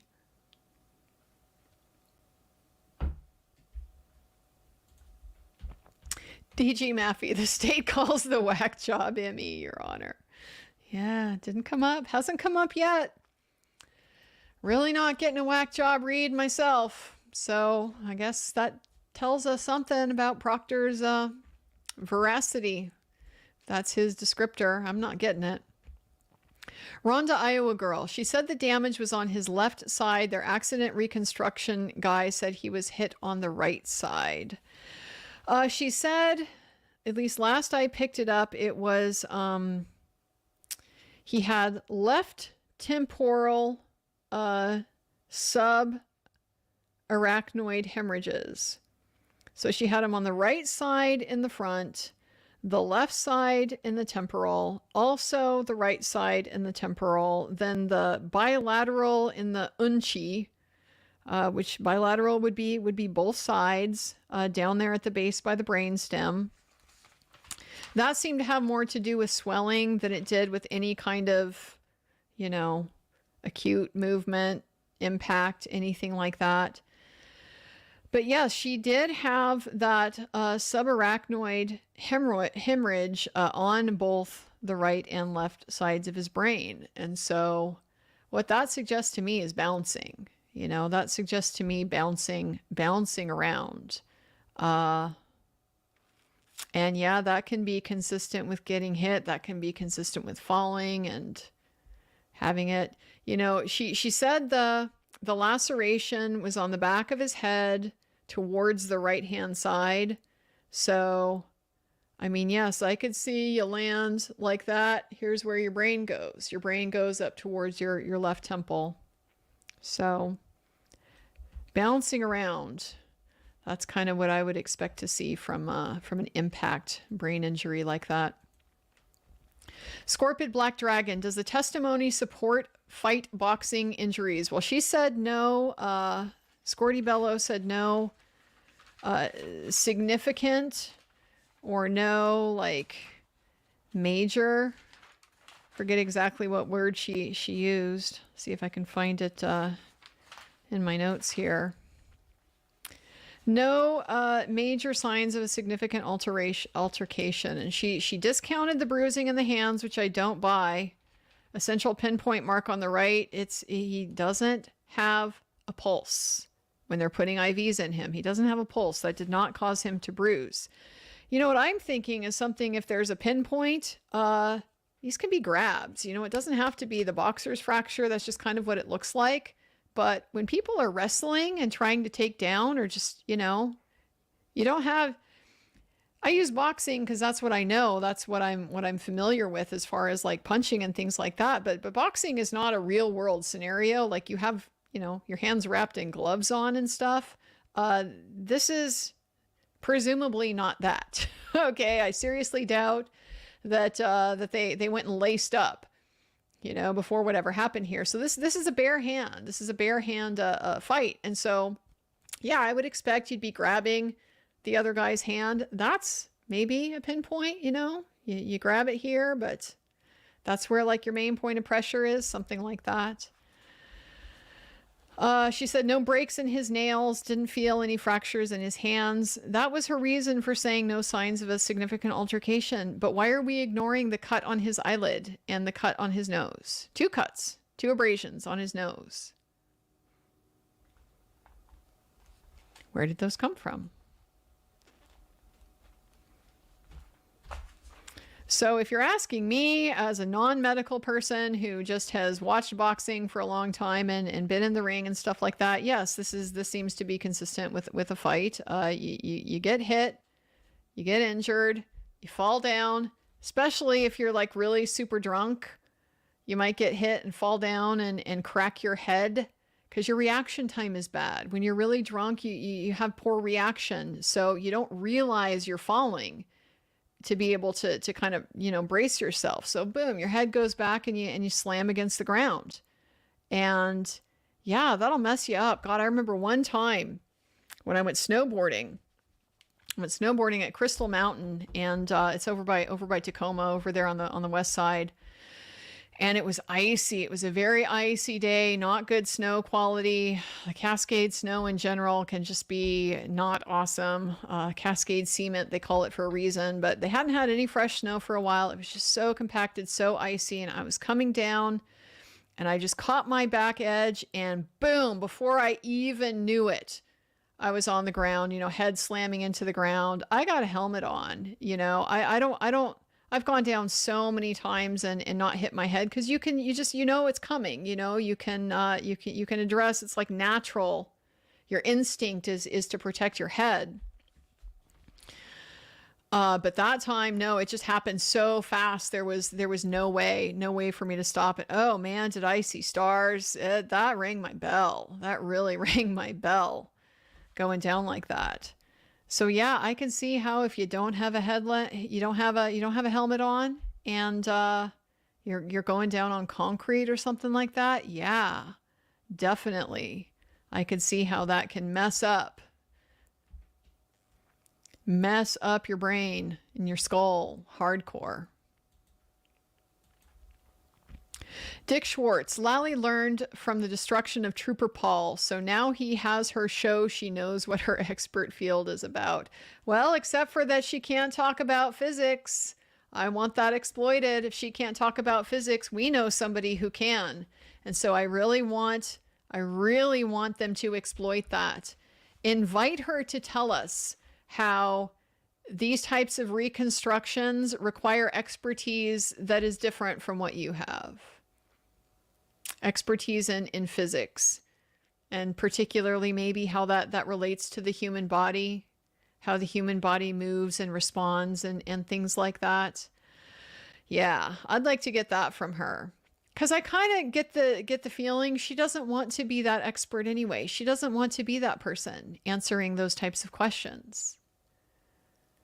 I don't think she wants to overextend herself beyond what she can truthfully opine and realistically opine, but we have to be aware that she is under pressure to do that.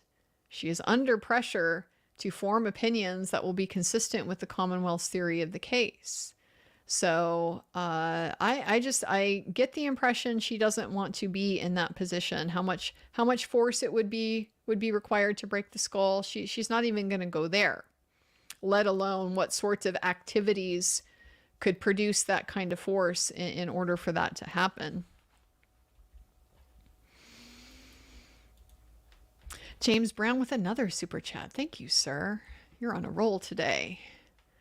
Amanda Hubbard, where in the world are the basic brain illustrations for the anatomy questions? It would have been helpful to have these charts up, these diagrams that she did back when she was explaining all that, wouldn't she? Or, when Dr. Stonebridge was testifying, a diagram would have been helpful. Instead, she's up there trying to show. I mean, I guess it works. You use what you have, but yes, a diagram would have been helpful.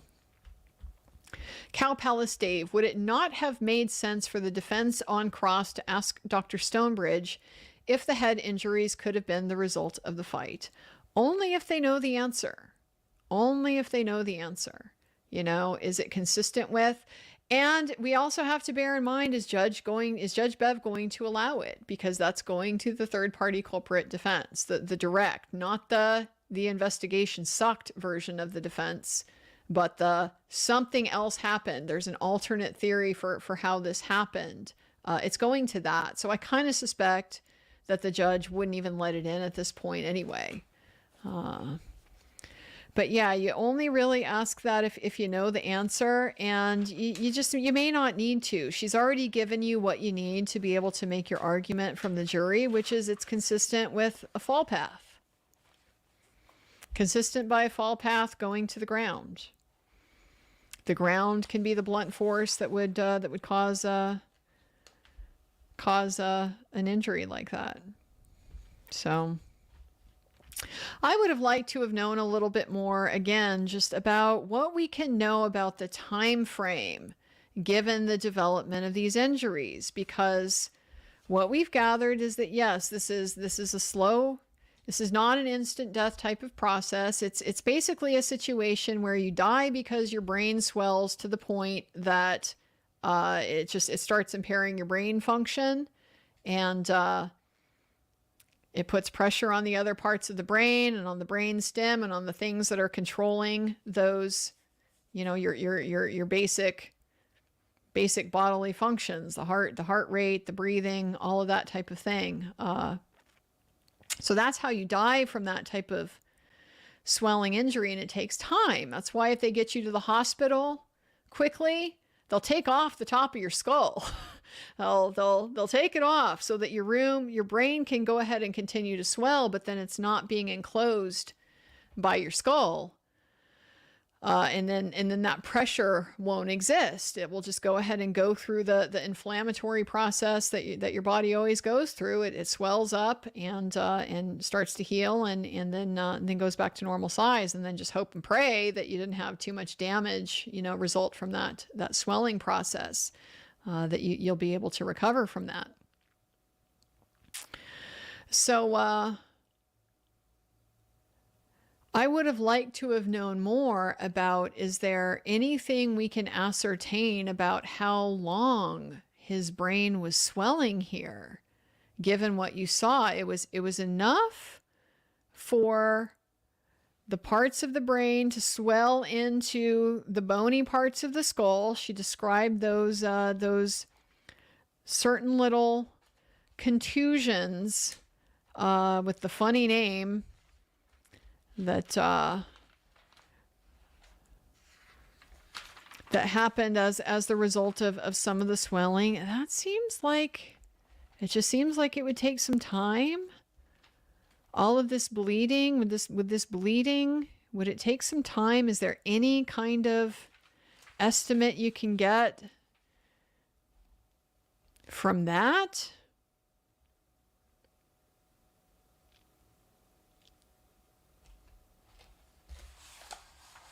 Don't know.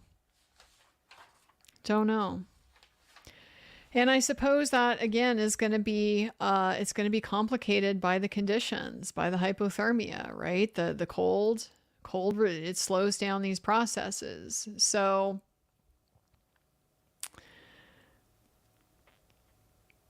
does that mean if you're out in the cold, would it take longer for your brain to swell to this point, to where it's picking up these contusions all over from the inside of your skull?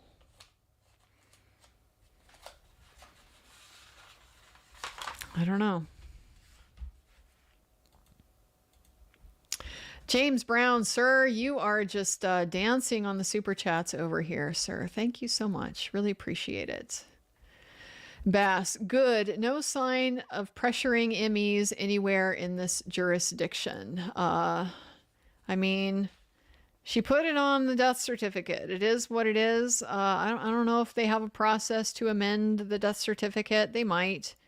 But that would certainly raise questions, if she did that. It would kind of invite a challenge that she had been leaned on. So she's not going to go there. She did stick with her guns in that respect. It was undetermined. She couldn't distinguish between, was this an accident or was this a homicide? And, notably, even if it's a homicide, there can be different causes for that, right? Punching somebody and killing them, that can be a homicide just as much as hitting them with a car. But not enough to be able to make that distinction for her purposes. So, but at the same time, that no evidence of a significant altercation, no major signs of a significant altercation. And maybe there's enough qualifying language in there to be able to come back with, so are there minor signs of maybe a smaller altercation? I don't know. Mike from Providence, Lally is the most boring person alive. He is definitely in the running. He's got full on Bueller. Hypnotic Lally-by vibes. Entry required. Irini Scordi-Bello seems to be an honest broker at the moment. Her cross-examination will be devastating to the Commonwealth. Mr. Entry required. We shall see. We shall see. I'm not trying to be hard on Ms. Little by suggesting that I don't necessarily expect a withering cross from her. I'm just saying, based on what we've seen, that doesn't seem to be the style. They don't seem to be holding her out for the withering cross-examinations. If they need to come at somebody hard, it's going to be Mr. Yannetti or Mr. Jackson. So I would expect with her that if they are going to cross-examine, it's going to be fairly limited, and it's going to be hard. It's not going to be this stuff where there's wiggle room. It's going to be things that are pretty definitive that she can point to in the record, prior statements, prior writings, things in her notes, stuff like that they can pin her down on. Just because that's what we have seen from Ms. Little so far. Michael Corey, injuries on posterior side of arm, meaning that when his arm is positioned in the way that Trooper Paul said, those would be on the anterior. So Trooper Paul had his arm, his arm like this, and then getting hit by the car right here, and then his arm gets caught in the taillight and all that. I'm very captivated by this one. There was one on the armpit on the inside, on the right-hand side that she marked. There was one on the inside. How does that work with the taillight theory? I don't know that it does work with the taillight theory. It works with a dog theory, though. A dog that's moving and adjusting to get grip. It works with that theory.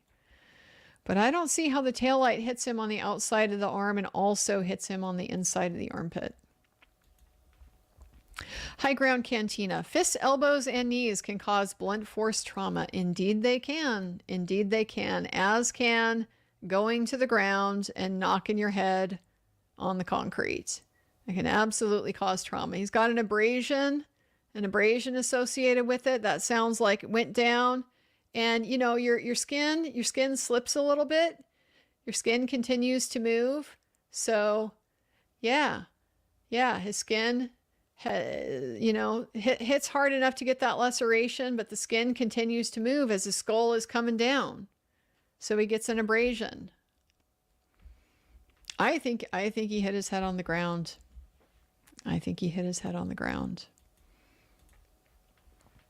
Baz4241, thank you for your insightful commentary with minimal stream disruption. Well, thank you. It's my pleasure. I like to just watch it through, get your first impression. I don't want to be messing around too much with trying to skip through and find things and stuff. Everybody's got their way of doing their different channel, their watch. I like being here live and watching it as it happens. That's my thing. If you guys enjoy that, welcome, because we're going to keep doing it. So thank you for joining me. I appreciate that. Sandy B. M.E. said fracture to front of skull. So she's saying there's fractures in the front of the bottom part of the skull. So basically right under where your eyeballs are, and that it's radiating fractures. So basically, this is going back to the force and the kind of force that would be necessary to have that type of injury. Not just so much to break your skull, but then, yes, that force gets transferred through your skull, and there's enough of it still to cause other fractures in that whole basal plate of the skull. Yeah, that's a hard hit. That's a hard hit. But so far, we haven't seen anything that would have the exterior part of the skull, the top part of the skull. Nothing there that has an injury on the front or a fracture on the front.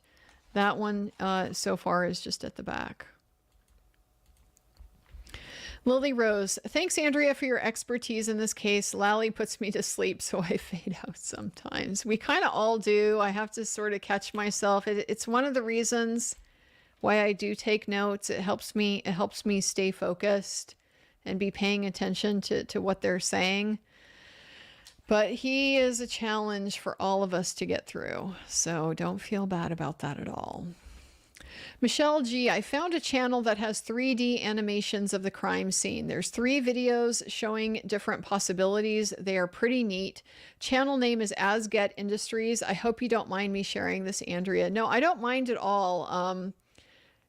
There's all kinds of stuff out there, and we're all grown-ups. We can decide how much weight we want to give anything or not. We can judge that stuff for ourselves. So I don't mind sharing stuff like that. I haven't seen this particular channel and these animations, but I'll tell you what this reminds me of. It reminds me very much of during Depp v. Heard, when that Brian fella was doing some very, very in-depth recreation of what was going on in those penthouses back in May of 2016, because we had stories from different people about what happened and where things were happening and so forth. And so that Brian fella did these very comprehensive, detailed breakdowns of how does a story work compared to this space and where things are and stuff like that. It can be very, very helpful to have that visualized. So I'm totally open to the perspective that, yeah, there can be very good stuff out there that amateur people are doing, people that don't have any connection with the case. I mean, why not? Why not? So thank you for sharing that. The Squid. What, if any, ways are there to sort of explain why Mr. Lally is so bad at forming complete sentences in his head that results in him being unable to ask questions in competent ways? Well, with regard to the sort of questioning that Mr. Lally does in regards to composing what I mean to say is with the case and putting sort of his ideas together, he struggles. He doesn't know what his point is. That's why he struggles so much with his speech. He doesn't know what he's asking until it's all the way out of his mouth. He's thinking out loud, and his thinking is meandering like this. He doesn't know the point. He hasn't figured it out before he opens his mouth.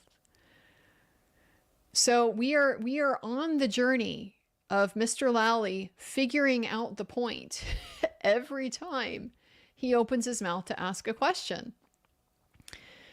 And I think that's also why we get so many of these kind of dumb, unimportant, basic, repetitive types of questions, because it's giving him some space to try to think through what really needs to be asked. You know, let them answer this question. I don't really need to pay attention to it. And I can be trying to focus on where am I going next. That's what I think that we're seeing. We're just seeing him think out loud when he asks his questions. Fat Fairy Cats with a super sticker. Thank you so much. Very kind and generous of you. Entry required. John's brother wants a pound of flesh. What is he thinking now? He is not sitting with the McAlberts. Nobody will be brought to justice for the death. Yeah, I don't want to try to get into his mind. I've never had to be in a situation like this, you know, where somebody close to me has been lost under circumstances like this. Questionable circumstances, tragic circumstances, sudden circumstances. I haven't had to go through that, so I just don't feel particularly well equipped to put myself in his shoes in that way. Grief affects people in all kinds of different ways. That's a very trite thing to say, but it's just true. And not everybody is going to react the same. Some people are gonna, the whole stages of grief thing, that way that we process it, people are gonna have different points of that are easier or harder for them to get past. Some people are gonna get stuck at some points that others won't get stuck at. All I can say is from what's manifested, he seems angry. He seems like he is still quite angry, which, maybe is understandable. Because it shouldn't have happened. It shouldn't have happened. He should still be with us. And part of the way that you come to terms with that and put that anger aside is by understanding, how did it happen? And so they don't even have that. And I can understand how that would be problematic in terms of just getting the closure, being able to move on from that sense of this is not fair, this is not right, this shouldn't have happened. So hard to know what their process is, what they're thinking while they're watching this. Dollyhood, Summer Olympics boxing watch party with AB. Well, I would love to, except I'm sure I'd get copyright stricken if I tried to do that. Whoever is broadcasting the Olympics is going to have a pretty tight watch on that type of thing. So don't think that's going to be feasible, but I do love watching the Summer Olympics. I love watching the Olympic boxing. The U.S. we haven't done very well in a long, long time. We did okay last time. We had some good prospects. Still kind of waiting to see how Keyshawn develops. Top Rank has been the promoter who has kind of made a thing out of signing a lot of the Olympic boxers, the ones that want to go pro. So really focusing on developing those. But there's others. And then, obviously big world of boxing in the Olympics beyond the United States. Big world of boxing beyond the United States. Our amateur program is, not really much to speak of. It's just a bunch of volunteers for the most part. We don't have a strong national support for a boxing team like countries like Cuba, countries like Russia, people that run the old Soviet system of boxing. I mean, those guys basically are pros. I mean, you live at the gym, like literally, like your apartment is there. You get your stipend. Like you are paid to be a boxer and to train in the boxing. There's a massive amount of support for that, financially and just institutionally in the country. We have nothing like that. So a lot of those boxers coming out of those other areas, just head and shoulders kind of above what the U.S. is able to accomplish with the much less effort we put into developing our team. But this might be our last Summer Olympics, right? I'm sure everybody, well, I don't know that everybody has heard. I've certainly heard. The IOB is the Olympic Committee is basically banned boxing after 2024. Is just too much corruption. Too much corruption in the sport, too many issues with, buying judges and doping and all that kind of stuff. So this might be our last time that we get to watch Olympic boxing. We'll see. Lauren Boborin, Emmy's explanation of raccoon eyes would be concerning if Commonwealth had competent accident reconstruction, but not as impactful because they don't have that. They don't have a good explanation for that head injury, and the head injury seems to be pretty central to what killed him. I mean, they just got his head might have bounced off the curb at some point, but the curb is a good 10 feet away from where he landed. So how does that work? How did that happen? How did he get hit and like immediately go upside down to hit the curb and then, get projected forward? I don't know how that works. So no, they haven't explained the head injury, and that's the important thing because that's the thing that killed him. That's the fatal injury. The arm injuries are just dramatic. They're just intriguing because they're very hard to explain. They're so inconsistent with car accident. But so much of the energy has been put into explaining those and not into, well, how did this kill him? What did he hit his head on? Nobody went and tested the fire hydrant, the flagpole, any of these things. Nobody went and tested that for blood tissue. Yeah.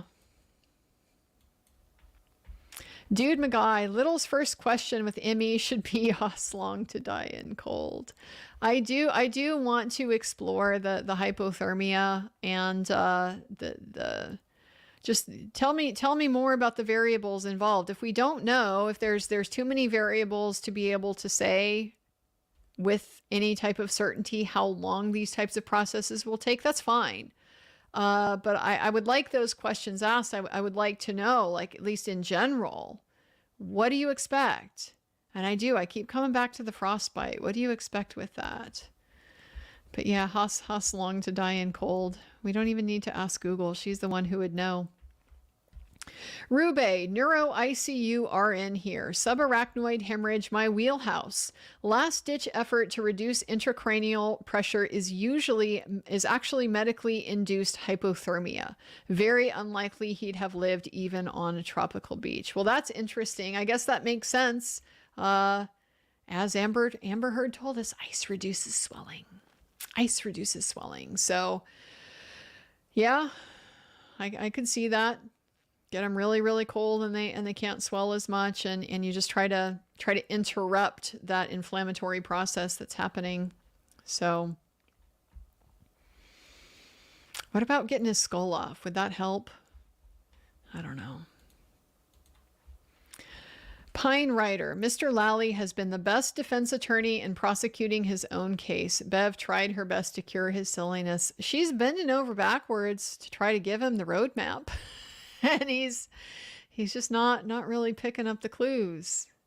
Not really picking up the clues, it doesn't seem like.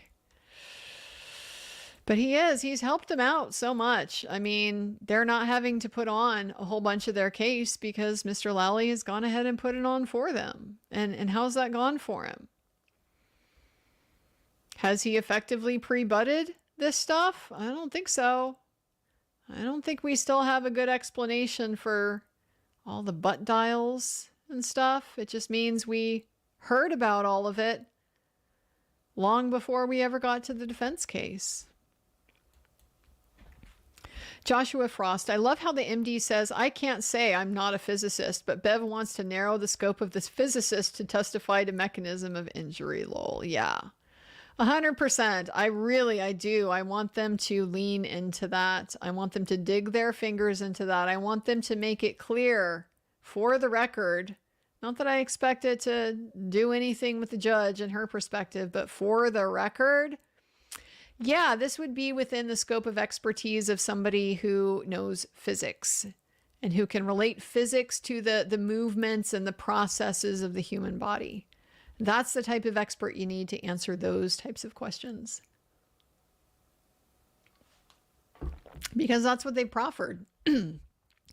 And Bev has just said, well, his scope is going to be limited, because he can't testify to medical stuff. Well, then what is he actually going to be able to testify to? Because that is his expertise, is the human body stuff. I don't know. Karen was my professor. I think she could handle herself on the stand. I want her to. I really do. She said, I saw the interview that she did outside. I think it was on Tuesday that, she wants to, but she's going to defer to her attorneys. I really want them to too. I understand the thinking of, well, why take the risk if you don't have to? because the jury really wants it and she wants it. I've always had a little bit of the view that the trial is more than just this process of trying to figure out what happened. The trial is a therapeutic process. It should be when it's functioning really well. It should be for everybody, and that includes her. You know, this needs to be a therapeutic process for her. She's been extremely traumatized by everything, you know, finding him, then being blamed for it, then being dragged through this process, then having these charges escalated, you know, then all of this discovery of what appears to be, you know, some pretty shady stuff going on just to put her in jail. That's going to be traumatizing. I can see the therapeutic value for her of wanting to take that back. And so I would like to prioritize that. I don't see anything in her and how she presents and in how I've seen her, in the context in which I've seen her, that suggests, oh, she's going to be some kind of train wreck on the stand. No, she seems pretty articulate, pretty patient, not real inclined to fly off the hook. Just my impression. I hope we get to see it. Joe Mendoza, if Internal Affairs finalizes its findings or FBI indicts MSP during defense case in chief, can they bring it up, or will that be late and inappropriate? So, yeah, I'm not sure they could bring it up at all, just because it like the IA stuff in particular, it would go to impeachment of Proctor, so they'd have to call him back up on the stand in order to get that in, the fact that has now happened. And it's not real clear to me that the judge would allow that anyway. I mean, it would just maybe depend on what their findings are, but it's getting close to intruding into the areas that the jury is really supposed to decide. How credible is this guy? Did he do any of these things that the defense is saying he did, as far as manipulating evidence, hiding things, not including stuff in his report, planting stuff, you know? Just might be a little too close, given this isn't a criminal prosecution, right? An IA finding is just a much lower standard than that. And same thing with like indictments. Indictments are accusations. We've spent a lot of time talking about how easy it is to indict, you know, the ham sandwich, because it's all in the control of that prosecuting attorney. That person who's indicted is still presumed innocent. So I don't see an indictment really being admissible. I don't think the game is going to change with any of this stuff in terms of what the jury finds out or what they don't find out. I think that just goes to what's the epilogue to this trial. You know, how does this story after this trial is over unfold?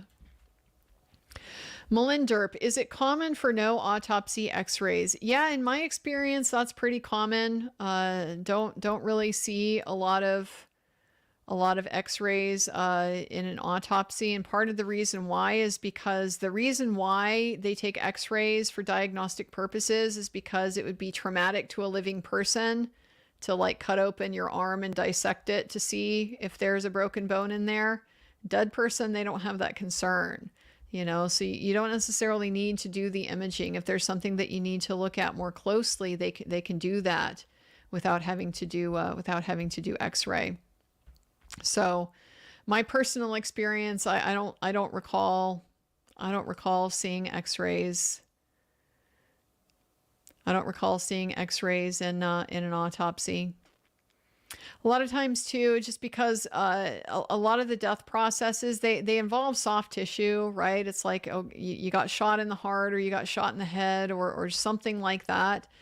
An X-ray isn't going to really reveal anything there. The x-ray is good at picking up the bone, not so much the soft tissue. So they just have other ways of getting the information they need. They want to know the trajectory of the bullet. Well, they will literally stick a piece of metal, a probe, in the one hole and out the other, and that will show you. That will show you the trajectory of it. So just not a lot of cause, I don't think, for that to be done a lot of the time. Gutty Bruin, I still believe that there was an altercation in that house. Well, it hasn't been ruled out in my mind. I mean, they haven't proven to me that it didn't happen. I bear in mind the difficulty of proving a negative, but the way that you prove a negative in a case like this is that you prove your own theory beyond a reasonable doubt. That's how you disprove the other theories. And they're not there. They're not even in the ballpark. Not even in the ballpark of being there with me. Pizza driver, my aunt died outside. She had an amputated arm, so was on pain meds. She lived alone, got locked out getting her mail, no phone, and was found dead outside the next day, South Dakota. Well, sorry to hear that. Yeah, that's sad and tragic. It's not uncommon. I had a client, I remember, it was not an elderly person. It was a person with mental illness. They did not die as a result of their exposure, because they were ultimately found and able to be treated. But yeah, similar type of situation. This person was just out, meandering and got lost. Just got lost and didn't know how to find their way back home, and so tried to hunker down, but wasn't really equipped for the conditions and stuff like that. So these things do happen. To the extent it is comforting, my understanding is that this is not a particularly bad way to go as far as, ways to go. It's not real comfortable to be cold initially, when you're shivering and stuff like that. But when you get past that point, not particularly unpleasant. So sorry that you had that experience. Ed2276, why not object when Lally asked the Emmy to opine about what the crime scene photos indicated beyond the scope of her expertise? No. Well, she said that's part of what she relies on in determining the manner of death and so forth. So, by her account, if that's the type of thing that experts rely on to make these types of determinations, then she gets to rely on it. But you can always challenge whatever conclusions she draws from what she relies on cross-examination. So they could certainly point that out. These were a limited set of photos. The lighting was poor. Didn't necessarily show you a whole lot. A lot of what you were shown were taken at the wrong time frame. The things that were taken at the right time frame was after all the emergency services and everybody had trampled all over the scene. Snow had continued to fall, so on and so forth. They could get into that on cross if they really wanted to. RS, if his arm was outstretched and bent at the elbow, his abrasions are not in the same direction anymore. It doesn't match the Commonwealth theory at all. The problem is, they have these patterns. Like Dr. Russell was pointing out on Tuesday, it's like groups. They're not all parallel to each other, but they're parallel within each particular group. And that definitely does make it look like, something like teeth or bite marks that happen multiple times. It would be internally consistent, but not necessarily, perfectly lined up with everything else. Every other bite mark. With an exploding taillight, it's really hard to imagine how you get many parallel markings at all, because it's a random chaotic distribution. You can't predict how the taillight is going to shatter, and just the odds of it shattering in these consistently parallel directions like that, It seems very unlikely to me. Brian Alleman, perhaps John got a bit handsy in the car trying to get some drunk makeup action and she was still mad at him and shot him down. Maybe. I mean, my guess would be that she didn't want to be there at all. She really didn't want to be there at all. She was done for the night. She was ready to go. And he wanted to be there, and he just takes it for granted. You know, she'll go along with what he wants, or she'll wait for him, or just whatever. I mean, my thought from the outset with trying to figure out what's going on here with like the long wait and stuff like that. My initial impression was he was supposed to just do a real quick hit. He wasn't supposed to hang out for super long, just a run in. Hey, good to see you guys.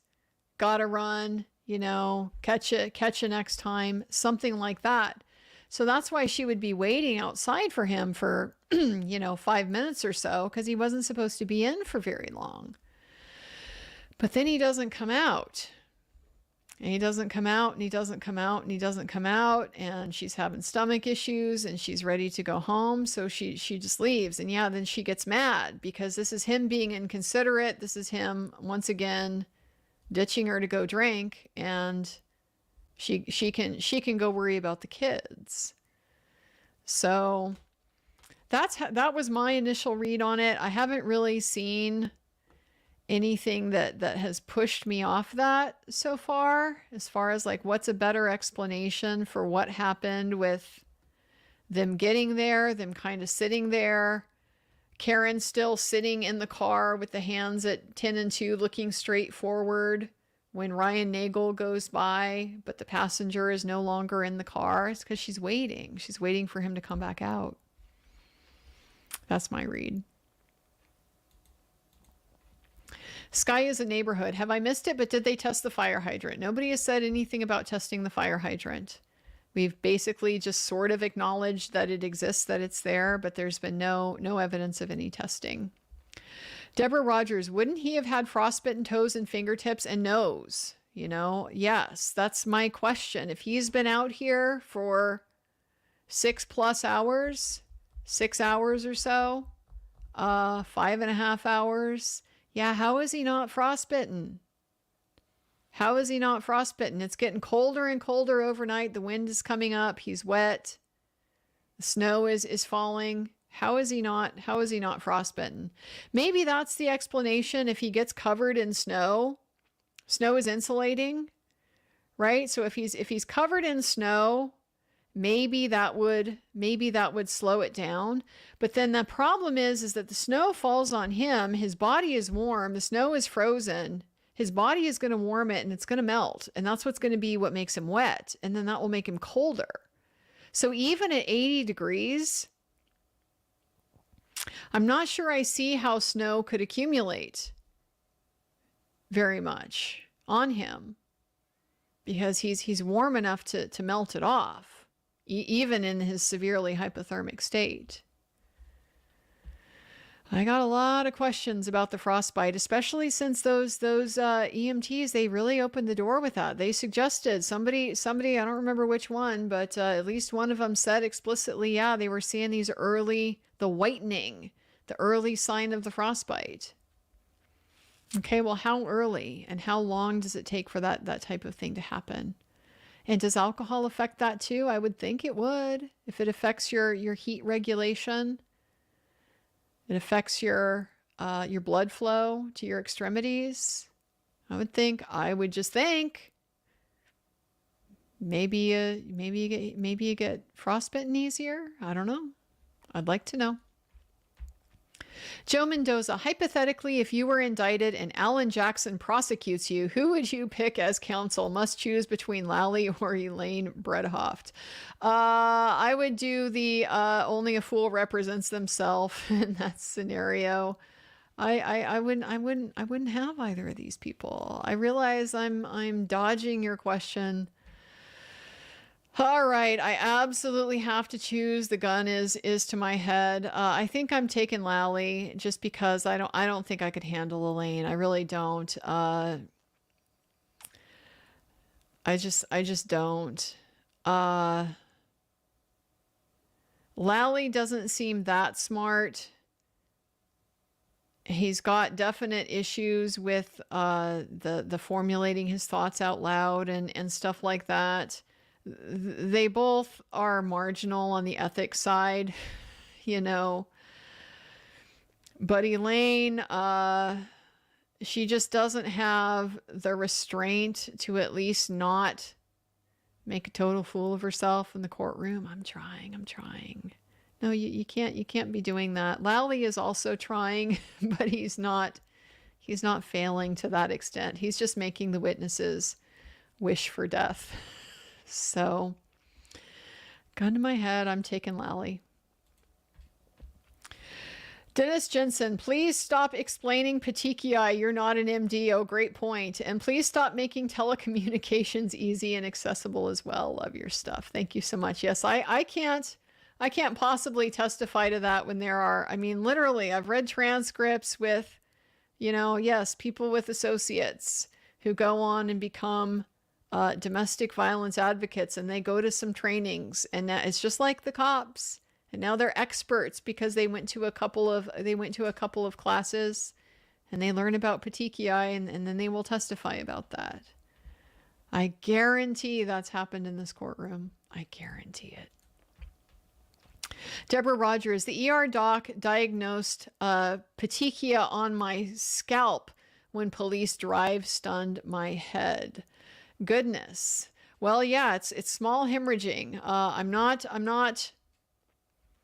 not sure technically what it means in terms of like where it is on the body and stuff. Like I said, when it's come up in contexts that I've been familiar with it's in the eyes specifically because it's very limited to that context of strangulation. That's why people bring it up. But if it's just small hemorrhaging of capillaries, basically, yeah, I could see that happening everywhere. So that doesn't sound like a lot of fun. The crypto tax lawyer calls all day, catching up. Love your hair, AB. Well, thank you very much. Went back to that old curling iron today.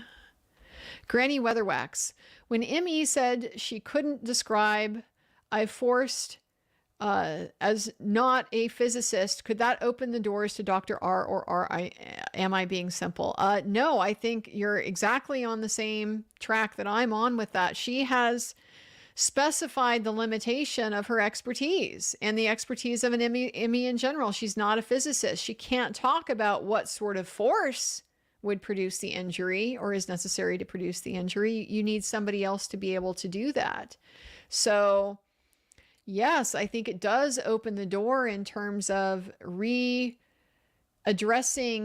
what are the foundational requirements for the testimony the defense is trying to get in through these accident reconstruction witnesses anyway.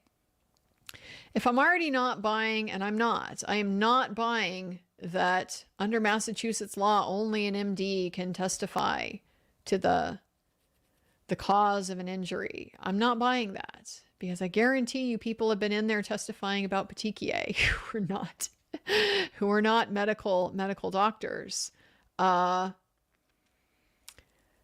either way, this is clearly indicating that no, to the extent that an understanding of physics is necessary to appreciate, analyze the causation of the injury, that's not her. That's going to be somebody else. And lo and behold, that's who we got. We got the guys who know the physics. So yeah, I really want them to go back there. I want them to flesh that out. I want them to make it clear, spell it out for the judge. Yeah, I do. Aaron Evans, I think somewhere in cross defense has to ask, you testified you cannot opine on force required to injure. Have you worked with a type of scientific or medical professional that would be qualified? Yeah, you could do something like that, or you can, this is cross. You can put words in her mouth. You can be a lot more direct than that. Would this be something that would require expertise in biomechanics? What's your understanding of what biomechanics is? Does that involve the role? And so in what way does that knowledge set provide a basis for understanding injuries beyond what a medical doctor would understand? Yeah, let's go there. Let's flesh it all out. I really want to see that too. Charles Argo, if she reversed into John, then logic would say at the height of the bumper would be the first point of impact. Well, it's funny, isn't it, that Trooper Paul spent all this time telling us that's what the bumper is for. It projects out there, so it's the first thing you hit, and that's why Karen couldn't have broken her taillight on his car because the bumper is in the way. But somehow he gets hit in the arm. Not in the bumper. He gets hit in the arm first and apparently never gets hit by the bumper. Because, yeah, the bumper is going to be up there like in his femur. Somewhere up there. It's just part of the incoherence of what we've gotten from the Commonwealth. No, it doesn't make any sense. I mean, maybe I should just stop trying to make it make sense, except that it doesn't make sense. Daniela K., how likely is it for the defense to have a demonstrative during closing, highlighting all the discrepancies in the Commonwealth's case? Different timelines, inaccurate tech, there's so much reasonable doubt. It would be a very good move for them to do that. A lot of people are visual people. It will make more sense if they can see it for themselves. They'll get a better impression of the volume of the problems here, right? The number of the problems. If you see it on a big long list, that can make a bigger impression than just rattling it off and saying it. 1, 2, 3, 4, 5, 6, 7, 8, 9, 10 things. You see that on a list and you're like, wow, that looks really long. Some people are going to be more impressed by a visual that way. It's just going to land better. They're going to be able to process that in the way that you want them to, compared to if you don't have something visual for them to be able to reference. But yes, I love visuals during closing. I would have some concerns. Is the judge going to allow it? Is the judge going to allow it? See, there can be a little bit of problem. It's a fine line with using demonstratives in closing because your demonstratives are not evidence, right? They haven't been admitted into evidence. We actually have some case law here in Washington that is dealing with doing PowerPoints in closing. And it's been, well, they're just a little bit problematic. These have come down in the context of prosecutors doing things like one where they put up the guy's mugshot and like superimposed guilty on his mugshot. So it's just this bad inflammatory stuff that isn't in evidence anyway. It's more using it to produce a dramatic effect than it is for something useful like what you're describing here. This would be helpful to just evaluate the full scope of what's there. So there is some distinction there between like what's a good demonstrative for closing and what's not. Like, because if you go back to before we had PowerPoint, before we had cameras in courtrooms and stuff like that, you would still have the chalkboard. You know, you can wheel out the chalkboard and write your list on there. There's nothing magical about putting it on a computer screen and showing it to the jury that way. So there's always been the ability to do things like that. I think they have to do it right, but they also have to be attuned to the fact that, yeah, there's a pretty good chance that the judge is going to be looking for a justification to not let him do it if it's too effective. If it's too effective, she might not let him do it. So that's the only trade-off, though, but it doesn't mean you don't try. Make your record. Make your record. James Brown is still here super chatting. Dude, you are something else. You got some stamina. Mike Dorado, you have quietly become my favorite law tuber. Well, thank you so much. I don't know how quiet I've been. I feel like I'm doing an awful lot of talking. But I appreciate the comment. Diane McNamara. What if Jen wanted them to swing with the crew or just Jen? When John asked Karen, she flipped out. That's what the perv comment could be about. Can't rule any of this out. Can't say, yes, that's what it is. No, that's clearly not what it is. We got to hear from Karen. If we're going to get that kind of story about what happened in the car, we're only going to hear it from Karen. So we got to hear it from her. But yeah, I mean, that could make sense. He wants to go to the house to do something that she's not down with. Seems to me then that she would have been mad. She would have been, would she have even left him there, honestly? Would she, if she knew he's going to go in and do that, she would have already been mad. Like, I don't know, me personally, you wouldn't even go back to his house. I'm just going straight to my house. If that's how it is, have a nice life, So possible, but we got to hear it from her, what happened in the car. Megan McKenzie, so angry that judges like Bev are able to behave this way and face little to no consequences. If you are holding me to a high standard, then as judge, your standards for yourself should be higher. It's always like that for people in power, right? They just have a much easier time applying the standard to other people than to themselves. And that's why we have corrupt politicians. That's why we have corrupt police officers. That's why we have corrupt judges. It's just very easy to make excuses for yourselves. There's even some type of logical fallacy. I can't remember the name of it now. Is it halo effect? Something like, is it the halo effect that describes that one? Anyway, people are always willing to assume. They look at their own intentions and they judge themselves by their intentions. They judge everybody else by their actions. Don't credit their intentions. Not that everybody does this all the time, but it's a common, misalignment of thought process that can happen. But that's what you see in a situation like this. Well, what I do is fine because I'm well intentioned. I'm trying to do a good job here. It's these lawyers that I see them doing things that I don't like, so I'm going to assume that it's malicious and badly motivated on their part. But it is very frustrating. Judges like this are super frustrating. Very rare that judges experience consequences of any kind. Nurse Nick, Ellie should have been asked if BA had injuries. Yeah, nobody did ask. Nobody did ask that. Should I assume from that he didn't? Would they have told me honestly? I don't know.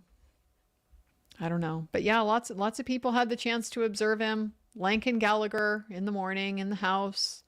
Later on, Proctor and Bukhenik over there at Jen McCabe's house. So they all saw him. Could have asked, but they didn't, so we don't know. Mike, in a normal case, police use a wide margin of error for location because they would never want to rule out where a suspect or victim could have been. In this case, the opposite. Wonder why. Well, a lot of times they'll use a wide margin of error too because they want to rule out these defense arguments, right? If you use the most generous interpretation of the data, it just makes it that harder for the defendant to wiggle out of the implications that potentially has for them. So yeah, if your data isn't that good, then you can't afford to be generous with them and still make your point. But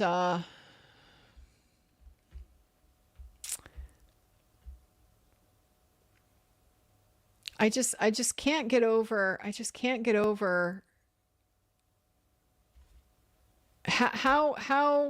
how many different theories we're getting here with all this stuff. Like, they can't just commit to one and go with it. I'm still just blown away by this whole trying to use the cell data to put her back at 34 Fairview the next morning, when that would kill your accident reconstruction theory. It would kill it. Why are you doing that? I just don't understand. They're really trying to have everything in this case. Furious, who would you pick for the first defense witness? If you're asking me, defense witness number 1 will be Karen Reed. If she's going to testify, I would start with her personally, because she is a very high impact witness, right? So you get that primacy and recency type of advantage of putting her first. If she makes a good impact on the jury, that could be all they need to hear, right? They're done. After that, you're going to still put on other witnesses, but they've already decided. If she doesn't do so good, then you have time to rehabilitate that. You have time to bring in the rest of your witnesses to prove, all right, maybe Karen isn't the most likable. Maybe she's a little confused about what happened. Maybe she's told all these different stories about things, but it doesn't matter because we can still prove John wasn't hit by a car. So that's my approach. I am calling Karen Reed first. Rob Ensign, you may have covered this, but by cutting the defense off during argument, Bev isn't allowing them to make a record. How is this permissible? In this particular case, it didn't matter because she's ruling in their favor anyway. So it's not an appealable issue. They're not aggrieved by her ruling. She's just being rude for the sake of being rude. But it is permissible for her to cut them off. I mean, she gets to control the courtroom. And in fairness, you can't have a situation where the attorneys get to take over and run the show. They can't go in there and filibuster, on their argument. At some point, yeah, just for purposes of being able to control the timeline and being respectful of everybody and their time and just the relative importance, deciding what is actually helpful to me in deciding this issue versus what isn't. The judge has to have some ability to say no, enough is enough. What I just didn't particularly like in this instance is the manner in which she did it. It was unnecessarily rude. It was rude. But if she's cutting them off and they haven't been able to make their record on something that they feel they need to make the record on, you need to find a way to do it. And we've seen Mr. Jackson do that a couple times, like even just on Tuesday. He came back to clarify a point he wanted to make sure was on the record, based on something that Lally had said. He goes back and he revisits it. She's already said what's happening. She's already, gone down the road of the argument. So that's what you do. You make your record one way or another. And whether that is, I take the opportunity when there's a break in court to say, by the way, judge, I need to make this record, and then you make it, or whether you just go ahead and put it in writing and file it in the court. I object to having been cut off before I could make my record. Here is the record I would have presented. You can do that too. So there's workarounds. I just didn't like how rude she was. Automata, first cross question. Doctor, are you a whack job? That would be funny. That would be funny. Lorraine H. How steep is the hill at Fairview? They seem to have described it as fairly steep. I don't know. When I think fairly steep, I think of like San Francisco. San Francisco's got some pretty steep hills in it. I don't think of anywhere on the East Coast as particularly steep. It's just not that kind of topography. Maybe up by like Mount Katahdin, maybe things are getting steeper. But even like what is considered mountainous areas over in the East Coast, this is a little point of contention at home. My husband is from the East. I am from the West. I am from the place where you have, many 1,000-foot tall, 10,000-foot tall granite pinnacles and stuff like that. The very large, grand mountains. That's what I think of as like a steep peak. They don't have that really back east. They're much more rolling hills. They're older mountains. So anyway, yeah, I don't know. The way they've described it makes it sound very steep, but it's relative, right? It's relative to your frame of reference. So maybe steep for that area, but not at all steep compared to San Francisco. I mean, it's kind of similar to just how they've described the snow and the driving conditions and stuff like that. It's been this very, dramatic, from my perspective, exaggerated. They've exaggerated those conditions because I've been in a whiteout. That's not a whiteout. I've been in a big blizzard, literally right where the Donner Party, was captured. Okay. I've seen some heavy snow, and that ain't it. The next morning at Karen Reed's house, yeah, okay, that was pretty good snow accumulation. That was quite a bit. But yeah, the rest of this stuff, no, not impressive. So hard for me to say just because I don't know what their frame of reference is. Red Forensic, UFD is the entire extraction. UFDR is a report package that can be constrained, filtered by the creator. So this goes back to a little bit of kind of how I have always understood from law enforcement how they do their extractions, because they're supposed to be limited by the warrant. The warrant does not typically give you carte blanche to go in and look for anything and everything you feel like in a phone. You're looking for specific items of evidence, and that has to be spelled out pretty clearly what it is. And so then based on that, that can constrain where they're able to go in the phone. If you're there to look for text messages, you don't get to be in photos, that type of thing. So in that sense, I think the filtering is common because that's how they explain they do it. They go in and they do the extraction, but then no, we don't look at the whole thing. We just go in and filter it, and that's how we make sure we stay within these confines of this warrant. The UFD being the entire extraction, I'm supposed to believe, they have access to it, but they don't go look at it. It's a little bit hard for me to believe, but that's getting, a little bit afield from the discovery process anyway. I mean, the point here isn't really what was law enforcement able to look at or not look at. It's, handing it over to the defense. You hand over what you have, not necessarily what you looked at. So yeah, it does make sense to me that they should have handed over the entire extraction. I don't know why you wouldn't, unless they're taking some kind of perspective of like, well, we can't look at the whole thing. Pinky swear, honor, Scout's honor. We can't look at the whole thing. So you can't look at the whole thing.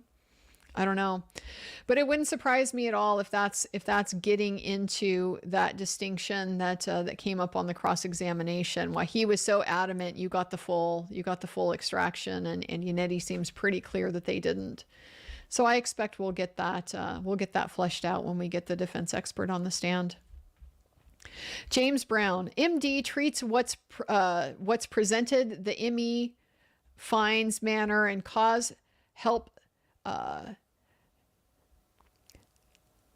The MD treats what's presented. The ME finds manner and cause, help the jury with the proceeding, triggering events. To all that, only one person has answer, XPT. Yeah, the MD, you take the patient as you get them. And honestly, cause it seems to me, it's going to be a secondary concern for a medical doctor. It's secondary just to the extent that it might have something to do with recurrence, with your ability to treat it. If it doesn't, it doesn't matter. If somebody shows up and they have a puncture wound, okay, you need to know the cause of that, because you need to know, do I need to give this person a rabies shot? If it's from a rusty nail, we'll give them a tetanus, we'll irrigate it, all that type of thing. But if it's a bat, we're probably getting a rabies series here. So the cause of it matters in that sense. But I would think that there are circumstances where it doesn't really matter that much. You show up with a broken arm. Does it really matter how you broke it? Or does it just need to be set so you can be sent on your way? I don't know. But yeah, the IME is supposed to be more focused on that causal angle, and for all that Dr.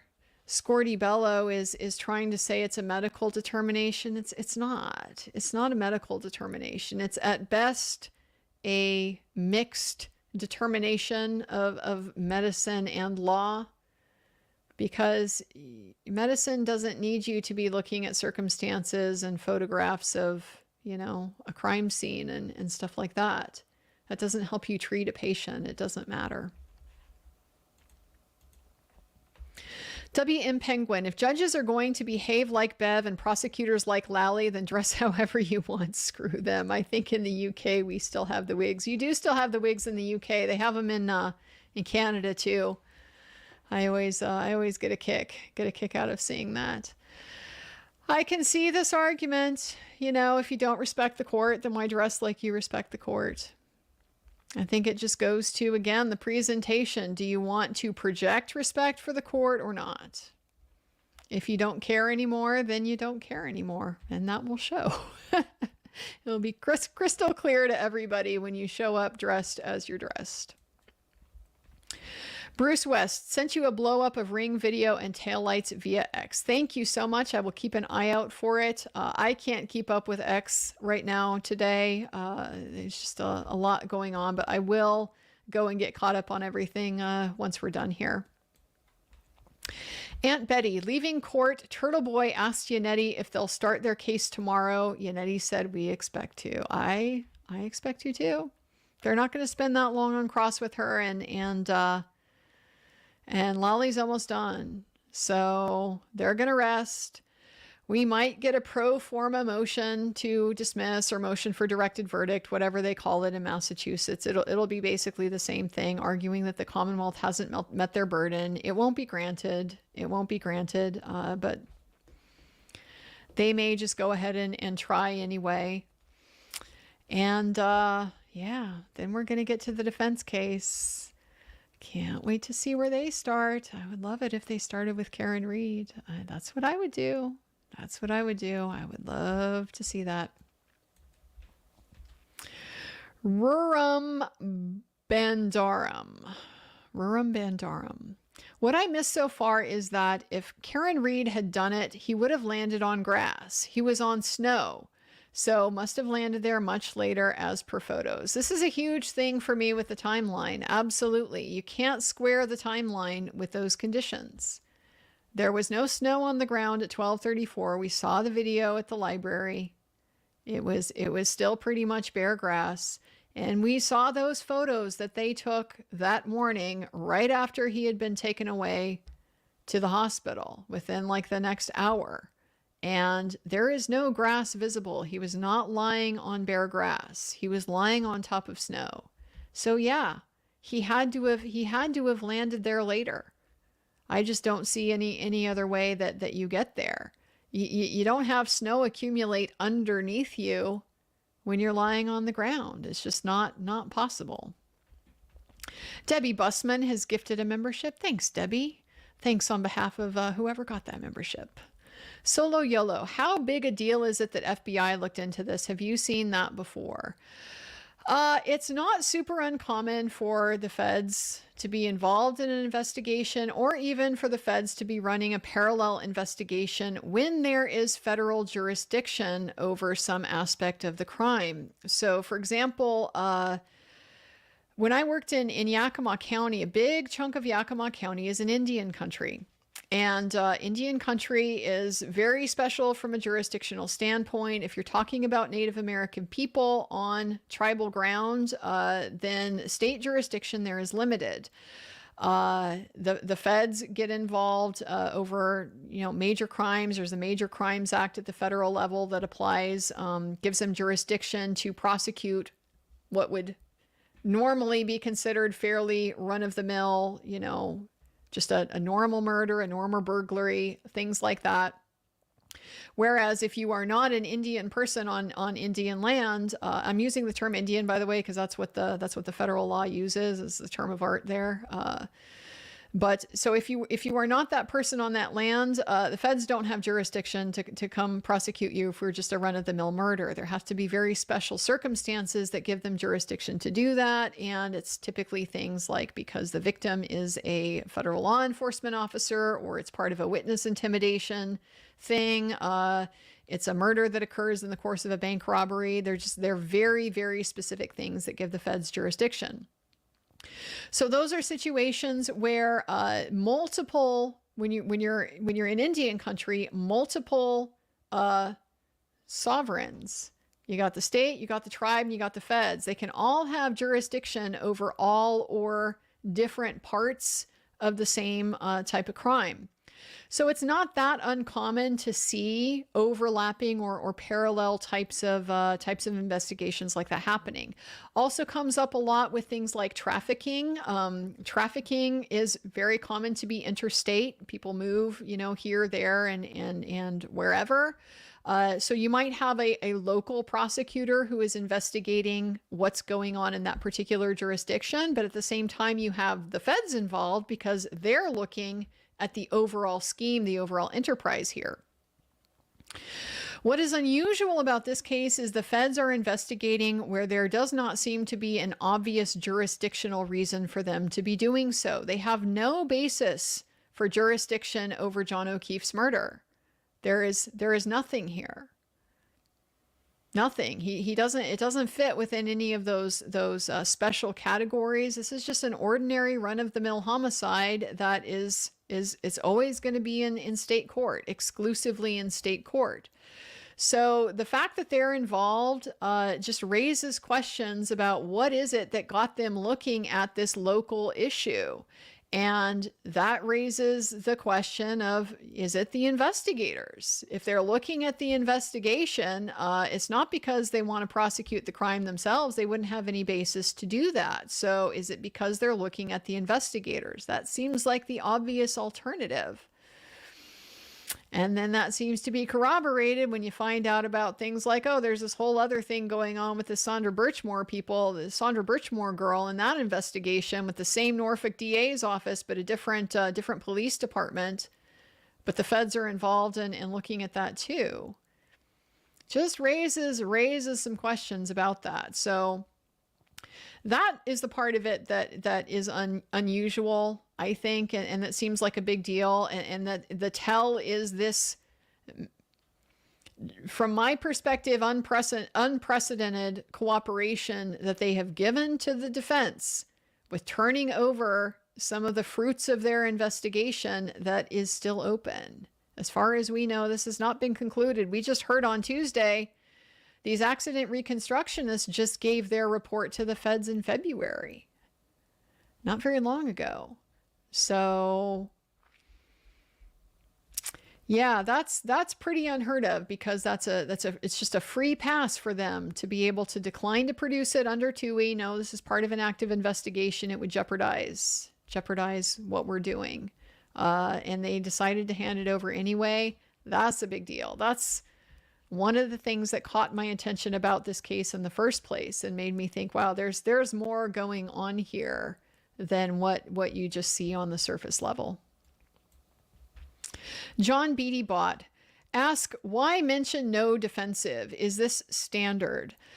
It is fairly normal to ask about defensive wounds and things like that. They seem to very clearly want to get away from the wounds on the hands as being potentially defensive. Frankly, the wounds on the arm can be potentially defensive too, especially if you're looking at this as a dog bite type of injury. They're injuries sustained not because you're doing something aggressive, but because you are trying to repel an attack. So, I mean, I think the Commonwealth is trying to get out ahead of that. I would sort of expect them to do that. It is a fairly common thing to talk about. It just kind of frankly seems to lack credibility in this case, that, that's not possible. Yeah, it seems to me to be a pretty possible interpretation of what we're seeing here.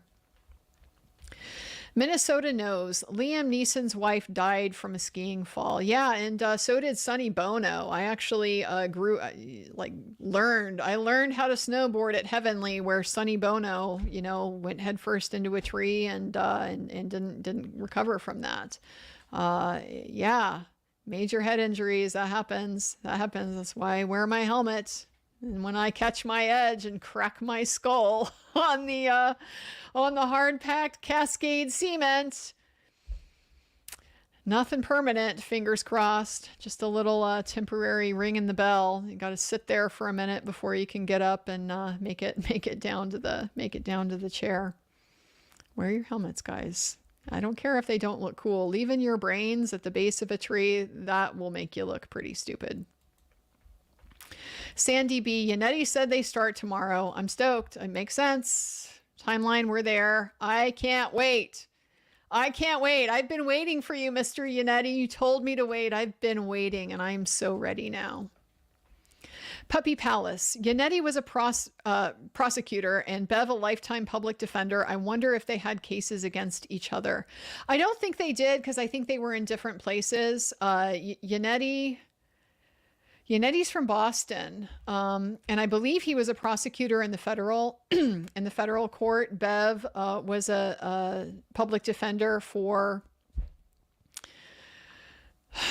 I don't think it's a regional. I think it is kind of a statewide public defense system, but it's for state courts. I don't think she was ever a federal public defender or what they call a CJA attorney, a Criminal Justice Act attorney, which is like.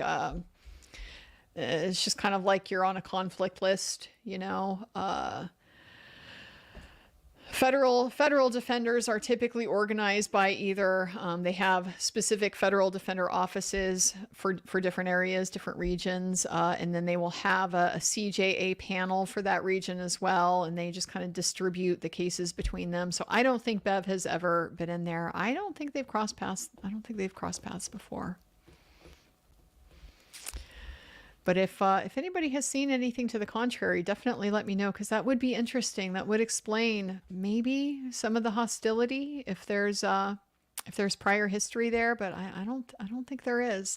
And she's made the comment apparently that he's never been in front of her before. So yeah, I feel like this is just a new, maybe little vibes of the outsider. He's the bigwig Boston attorney coming down to her neighborhood, and she's going to put him in his place. I can see that. Jaragon, how easy would it have been for the Alberts to call 911 after a drunken fight went wrong? John didn't need to die. Their reputation was more important than his life. Gross.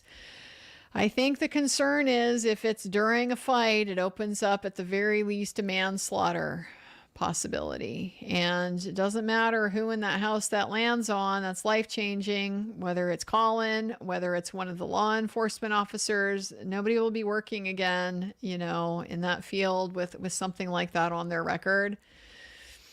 So they were going to put themselves first. And, if they thought they could get away with it,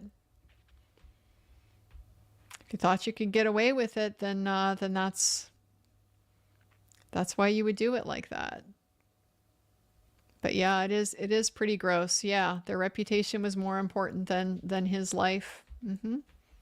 Yeah, left him to die in the cold, and then projected that all over Karen.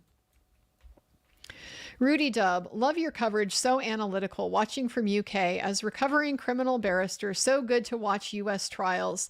I would love to hear more about that. I would love to hear just about the differences that you see with our process compared to the UK, because I'm not familiar really with the UK process. It was such a foreign thing to me to be watching when we were watching the Depp trial, when that was unfolding over there. I just felt very disoriented because I didn't understand. I don't think Karen Reed has much of a case to answer. The injuries and the taillight speak to me. Yeah, I mean, if the point of the defense is to really focus in on the parts of the Commonwealth's case that are damaging. What are those? I hit him. We need to explain I hit him. Maybe we don't. Maybe that's already been undermined enough just by the fact that it evolved. And there's so many different stories for how and when and to whom it was said. I hit him. The broken taillight. I feel like we kind of already seen what we've seen to need to evaluate that taillight. We've seen the taillight on all the different videos and all the different configurations. We've seen the Commonwealth's best view of it on that dash cam video. And it sure does look like just that one little piece is missing of the pieces that are the only pieces missing in that reconstructed taillight. Sure does look like that. So I don't know that they have a lot more to add to either of those. And I don't see a big problem here with location data, incriminating statements, you know, beyond the I hit him or whatever. Really isn't that much of a case to answer. It is just kind of at this point, you know, curb stomping it, beating it into the ground so that nothing is left, so that it doesn't get back up. I mean, I think that that's probably part of it from the defense perspective, is not just getting the acquittal, but getting the buy-in that in fact she's innocent. This isn't just a not guilty because the Commonwealth couldn't prove it. It's a not guilty because she didn't do it. I can see that being pretty important to them and pretty important to her.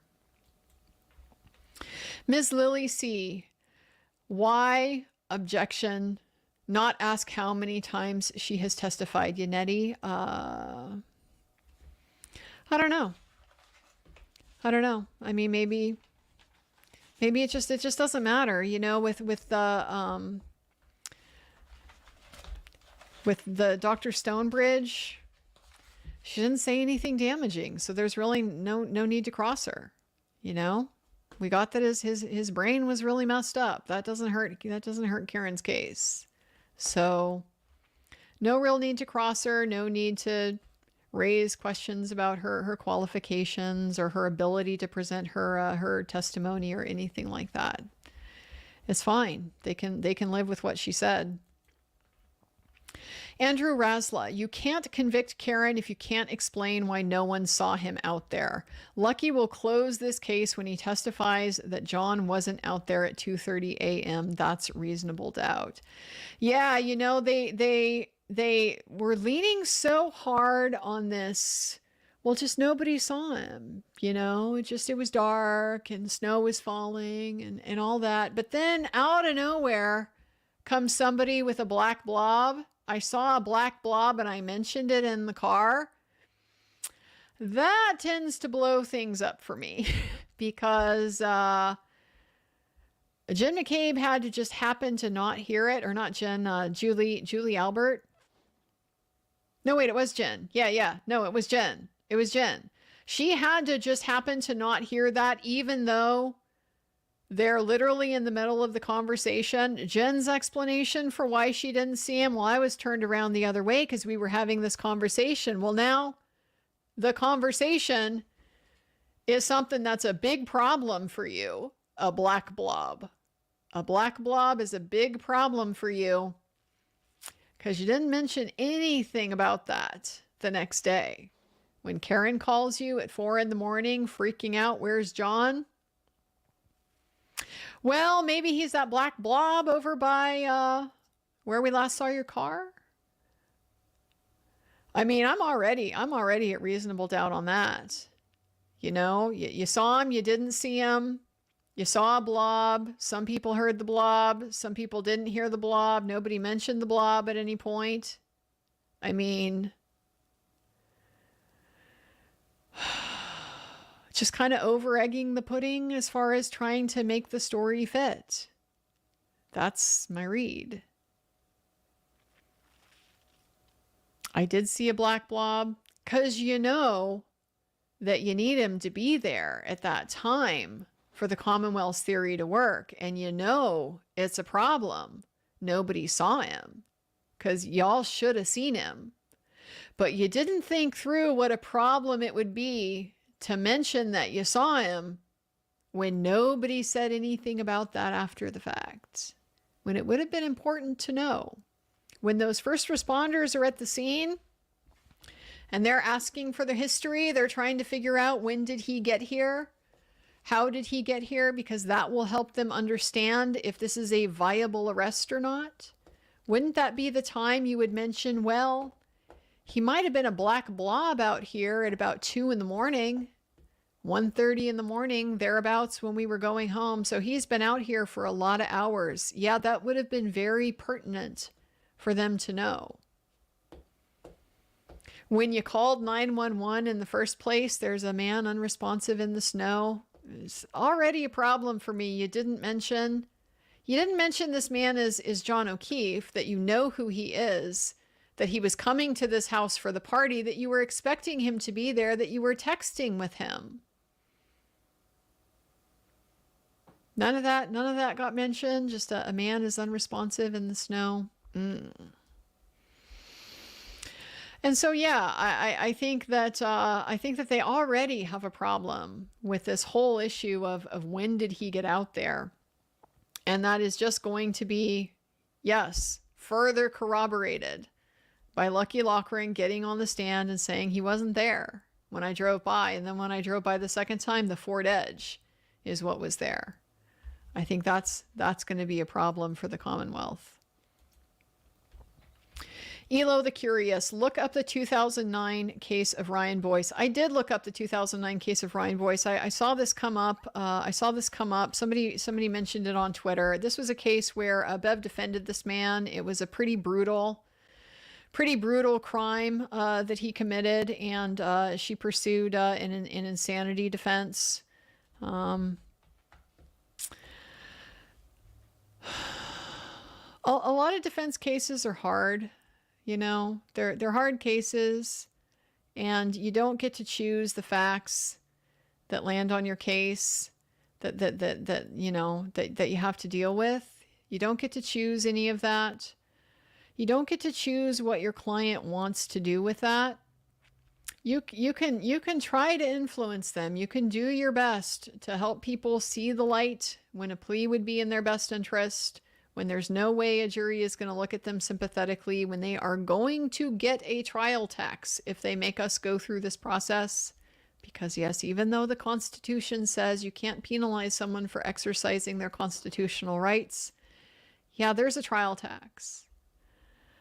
You can only do what you can do, and I can't hold that against Bev for playing the cards that she was dealt in that case.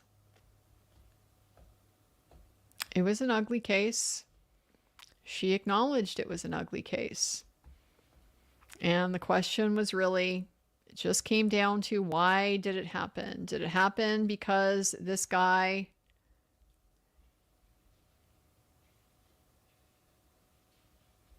is a monster? Or did it happen because he was in some kind of mental break? You deal the cards you got with the case. So, yeah, I did see that. It was not pleasant. I don't necessarily encourage anyone to go look that one up if they don't have a fairly, strong stomach. It's a young girl that gets murdered. Really, really not a pleasant case. Michelle, I am sticking with my pool theory. Wet is a weird way to describe somebody found in the snow. You have been my sanity during the first few weeks of summer break. Objection. Hearing a thoughtful talk is calming. Well, thank you. I'm glad that we can not get overexcited about this stuff. It's not necessary to have drama or whatever. We're not here to make faces at what happens on the screen. We get what we get. We're trying to make sense out of it. I see the pool theory. I understand the pool theory. To me, the wet makes sense from the out in the snow just because his body heat is going to melt it. His body heat is going to melt it. The other thing that makes sense to me, if this was a fight, this is a super high intense activity, fighting. Your heart rate goes through the roof instantly. You sweat a lot real fast. So I could see it being a combination of sweat. I could see it being a combination of he's been lying out there, snow's been falling on him, and his body heat is melting it. I could see him being wet that way. But I can also definitely see your point that potentially he could be in the snow, or he could be in the pool. Things like the sneakers, I could see if the sneakers were soaking wet, for example, that might seem to make more sense with like being in a pool, just because your feet are more removed from like the outer parts of your shoe. You got your foot, you got your sock, you got like the inner layer of the shoe, you got the outer part of the shoe. It's just not going to be as easy for your body heat to get to that and melt it. So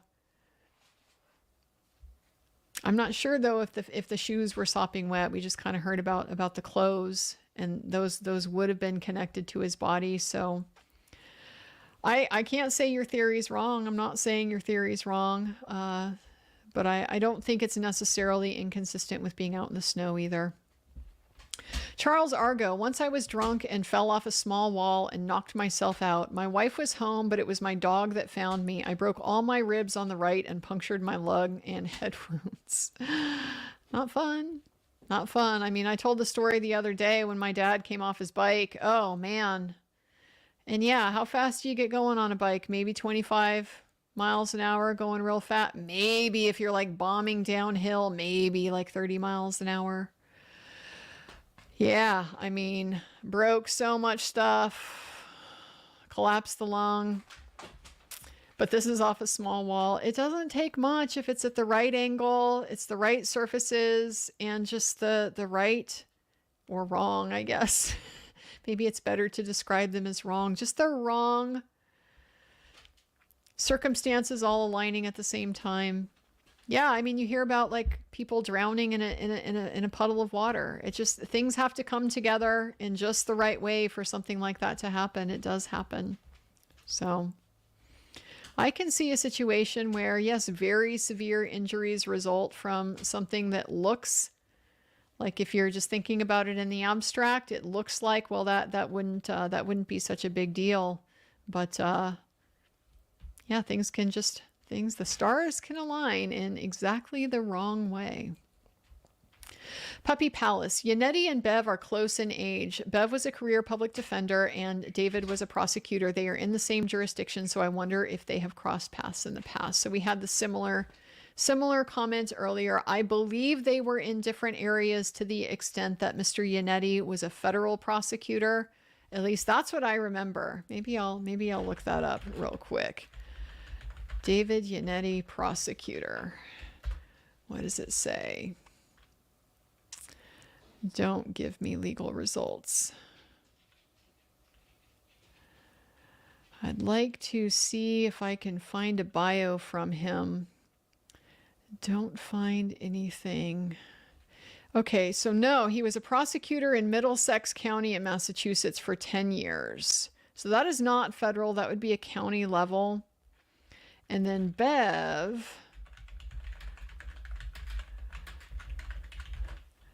Beverly Cannoni. Where was she? She's a career public defender.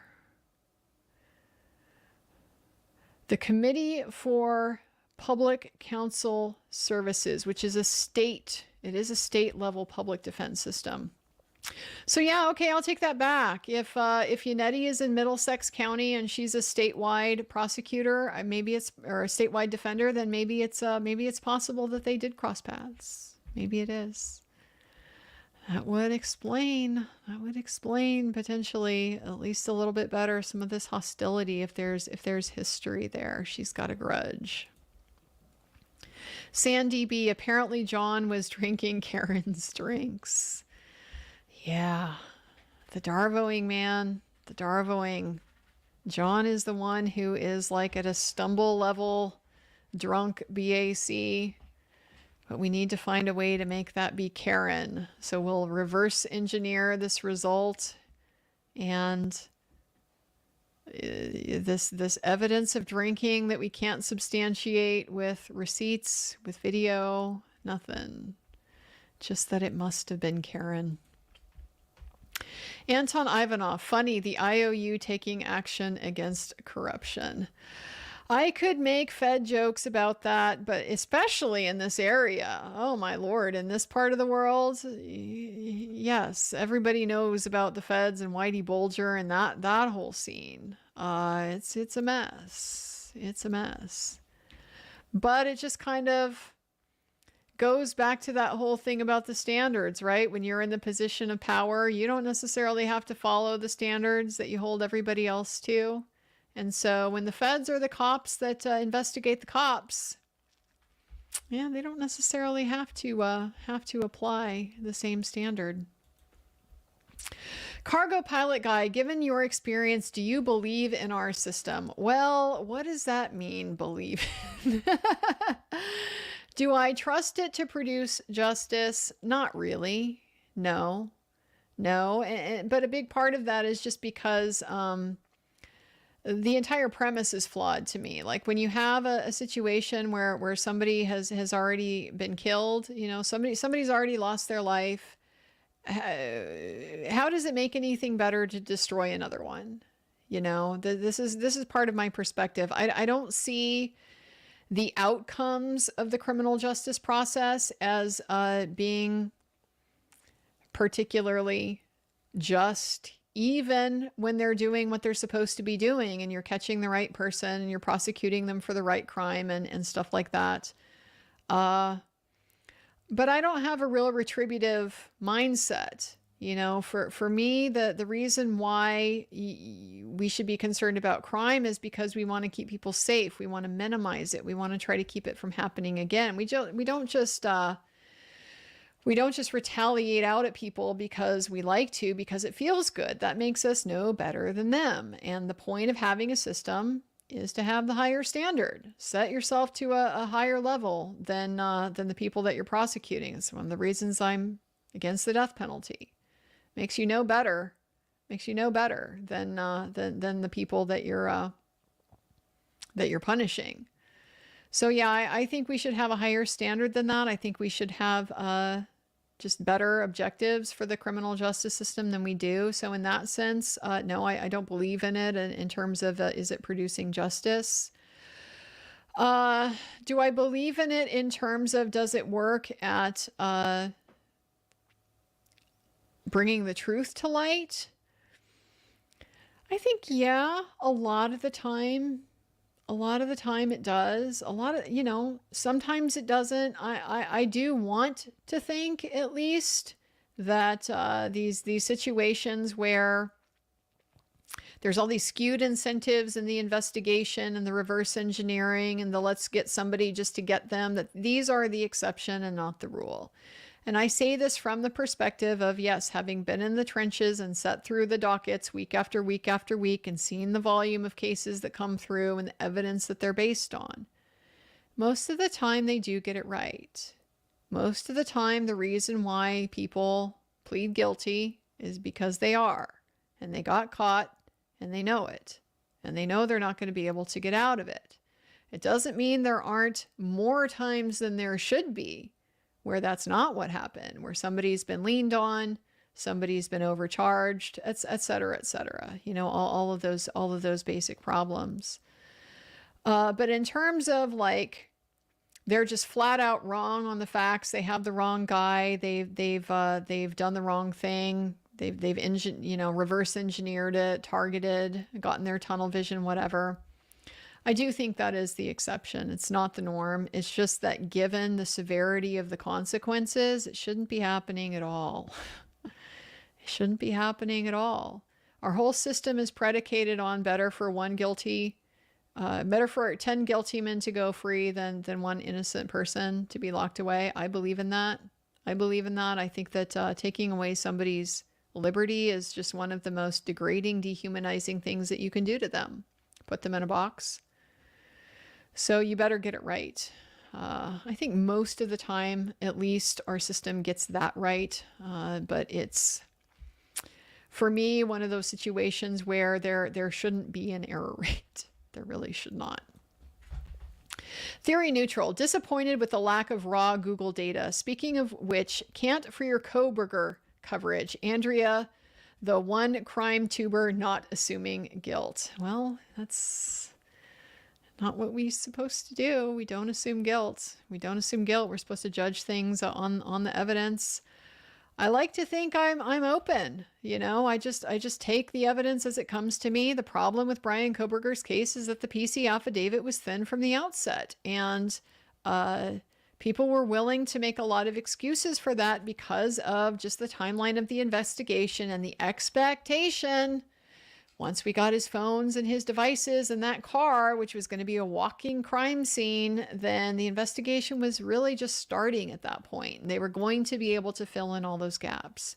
So now that it materializes that, looks like that hasn't happened, yeah, a lot more reason to be skeptical. And then now we got to question the basic underpinnings of what was represented in the probable cause affidavit in the first place. You can't take that on faith.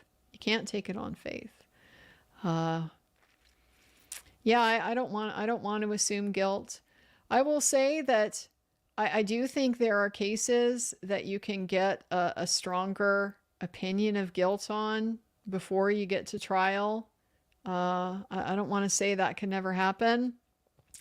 I'm looking at the Long Island serial killer stuff, and I've mentioned that before. Like, there's just a degree of corroboration there that is so much more substantial than anything they ever had against Brian Kohberger, anything they ever had against Karen Reed. It's just, Google search on top of location, on top of DNA, on top of communications, like all of these things intersecting to reinforce the conclusion that there's a connection here. Not going to rule out and say definitively, there's nothing he could have that could undermine that, but he's on the back foot for sure. But we got to have the trial process, There are two sides to the story. There's always two sides to the story. The other side may not be a very good side. It may not be an honest side, but you got to hear it out. You got to be open to hearing it out. Sally Port, maybe she looked at OJO's browser history when she was alone in his house and he wasn't answering. Could that be where the pervert stuff came from? I don't know if she had access to his same computer. Wasn't clear to me that it sounded like there was the one that the kids used and then the one that he used. I don't know if she had access to his. I would hope he's not searching creepy stuff on the computer that the kids used, right? You don't want that. You don't want that search suggestion auto-populating when the kids are on. So I don't know that she had access to his computer, but possible. Can't say no. My sense is it just goes to something deeper and something more at the heart of what their conflict in their relationship was about. And I don't know if that's just because, John's a slut, wants to not be tied down to one woman and she's using that kind of word, or if it's, something that goes to something a little more personal in their own relationship. Like I said, I don't necessarily want to know the details. But I think there's a lot of possibilities for why she would choose that particular word. Life according to Martin, the police screwed their own case. So corrupt. They really did. All they had to do was do it by the book. The problem is just if doing it by the book was going to lead them to a conclusion they didn't like, then they can't. And so then we start getting solo cups and reversed videos and cherry-picked extractions and all of that stuff. Kyle Coden, I've been hypothermic, pleasant later on, bad at first. Yeah, that makes sense. That's pretty much how I've kind of heard it described. I remember I mentioned on one of the other episodes, the into thin air. I was always fascinated with that. It's the really bad year on Everest when a bunch of people died. But Beck Weathers is the guy who wandered away and somehow like miraculously woke up. He had like fallen asleep. He'd gotten so cold, gotten hypothermic. He'd fallen asleep. And this is on top of like, you get the altitude sickness and everything as well. You're above the death zone. So you don't have oxygen to keep your brain functioning. Somehow miraculously manages to wake up a few hours later with like, massive frostbite, but gets himself stumbling into camp.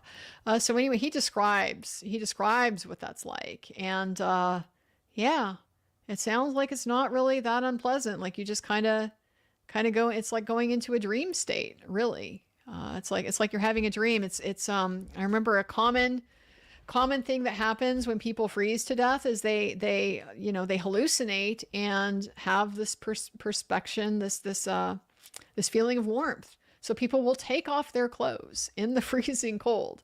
Like they'll find people with their gloves off, their coats off, stuff like that. They feel like they're hot in that freezing cold. Kind of crazy, but just a fascinating phenomenon. Thanks for sharing your experience. Yeah, I don't like being cold. But once you get past that point, that's my understanding. Really not so bad. Franz Marks, she was waiting outside waiting for him to let her know if he could get a ride home. Makes perfect sense. Yeah, she's like, I'm not going to stay here all night. You go, you let me know.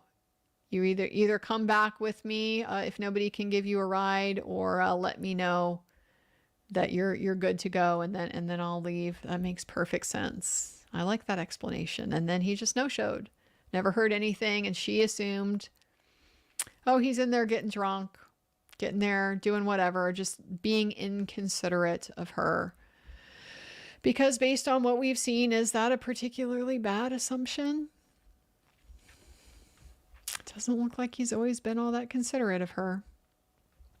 The home run 34-12. 2 different arm injuries from the same light. Could J.O. have found out what KR was doing with BH and called her out in the car and then went in and called him out?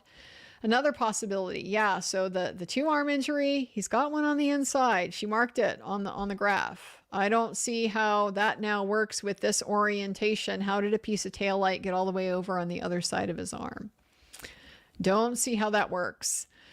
Yes, I mean, I think this could be possible that maybe there was some kind of conversation in the car, maybe about why Karen didn't want to go in. Like, I don't really want to hang out with this guy. Maybe she came clean, or maybe he had already known, and was pushing it. It came to a head. I could see that. And then there's some chest bumping, some confrontation with Brian Higgins. I could see something like that. It's just, I think if Karen knew he was going to do that, then she wouldn't have wondered why he wasn't coming back out. She would have known, like, to be alarmed about where he's at and what's going on, like, right now. I think that's the only issue I have with this possibility. She wouldn't have gone home and then wondered what happened. She would have known, oh, maybe he probably got his ass kicked. KJ, Andrea, lawyer, grew up in Mass, live in New York City, researched the evidence law today, re non-physician on medical causation. Such rule simply does not control, simply persuasive, non-binding. Yeah, makes sense to me. I don't see that. I don't see that being a binding standard anyway. It's too context dependent with expertise. So, Leafy, amazing coverage and commentary today. Well, thank you so much. We're getting a little late in the day, but you guys have had so much to say, and I enjoy these chats. I enjoy thinking about this stuff. You guys have great insights. You make me think think deeper about what's going on and what we're seeing. So thank all of you for sharing your experience with me. The Squid, I still can't get over the fact that Lally won the argument that the guy with the degrees in biomechanics, whose job is to research how injuries occur and how to mitigate injuries, isn't qualified to testify on injuries. The whole foundation they set with, yeah, we're there to prevent people from getting blown up by IEDs and from leaving their brains on the glass at the hockey rink when they get too hard of a check, because we understand we're there to analyze how those injuries occur and then take preventative steps, do some mitigation to keep that from happening. How is that guy not qualified? If we were looking at this circumstance from a perspective of, if Karen Reed had hit John with her car, how could we have prevented him from getting these injuries? Would he then be qualified to opine about that? Well, here's the different ways that Karen could have hit him with the car. The problem is none of those line up with what the expected outcome would be. Maybe that's the line that Bev is drawing. They won't let him talk about the actual injuries that John has and what they're consistent with what causing them, but he'll be allowed to testify about what injuries you would expect from these different scenarios. What injury would you expect from, not what injury that he had and how did it get caused, but just given the forces and the physics and so forth and the effect on the body, what would you expect the injury to be if there was a motor vehicle strike with the right taillight?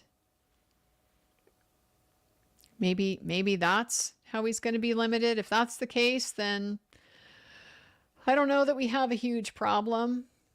I think it just comes down to a combination of, Bev trying to make it difficult for the defense to the extent that she have. We totally called this outcome. She's going to let them both in, but she's going to limit them. It's exactly what we predicted. She's going to make it hard for the defense. But also just because there's that intersection with the third party culprit. If he goes in and says, what caused these injuries? Well, this looks like he got punched in the face. It's getting a little close to third party culprit stuff. So that's my expectation for how that's going to get resolved. He'll be able to testify to what would you expect car injury, car accident injuries to look like. And then the jury can connect the dots for themselves. They can look at John and see, oh, he doesn't have those injuries. Therefore, his injuries were probably not caused by a motor vehicle collision. Sharon Gregg, I'm so glad algorithm brought me to your channel. I subscribed right away. Still reasonable doubt for me. I can't get over the fact nobody heard or saw anything. Well, I'm glad you found me too. I'm glad the algorithm isn't, punishing me for whatever reason, saying what I really think. Sometimes that's not always a popular thing to do. But it's what I do, so it's what you're going to get if you get here on my channel. You don't have to agree. People don't have to agree, but we're going to say what we think. We're not here to put aside our brains. The fact that nobody heard or saw anything is a big problem when they're putting themselves at the door and at the window, looking out here. I mean, they put themselves there. I have to wonder if we didn't have those text messages and those calls from Jen McCabe, would they put themselves there? Or would they just be like, nobody saw anything? We never had any idea. We never even knew they came. But they have to, because they've got that call in that text record, so they have to be able to explain it.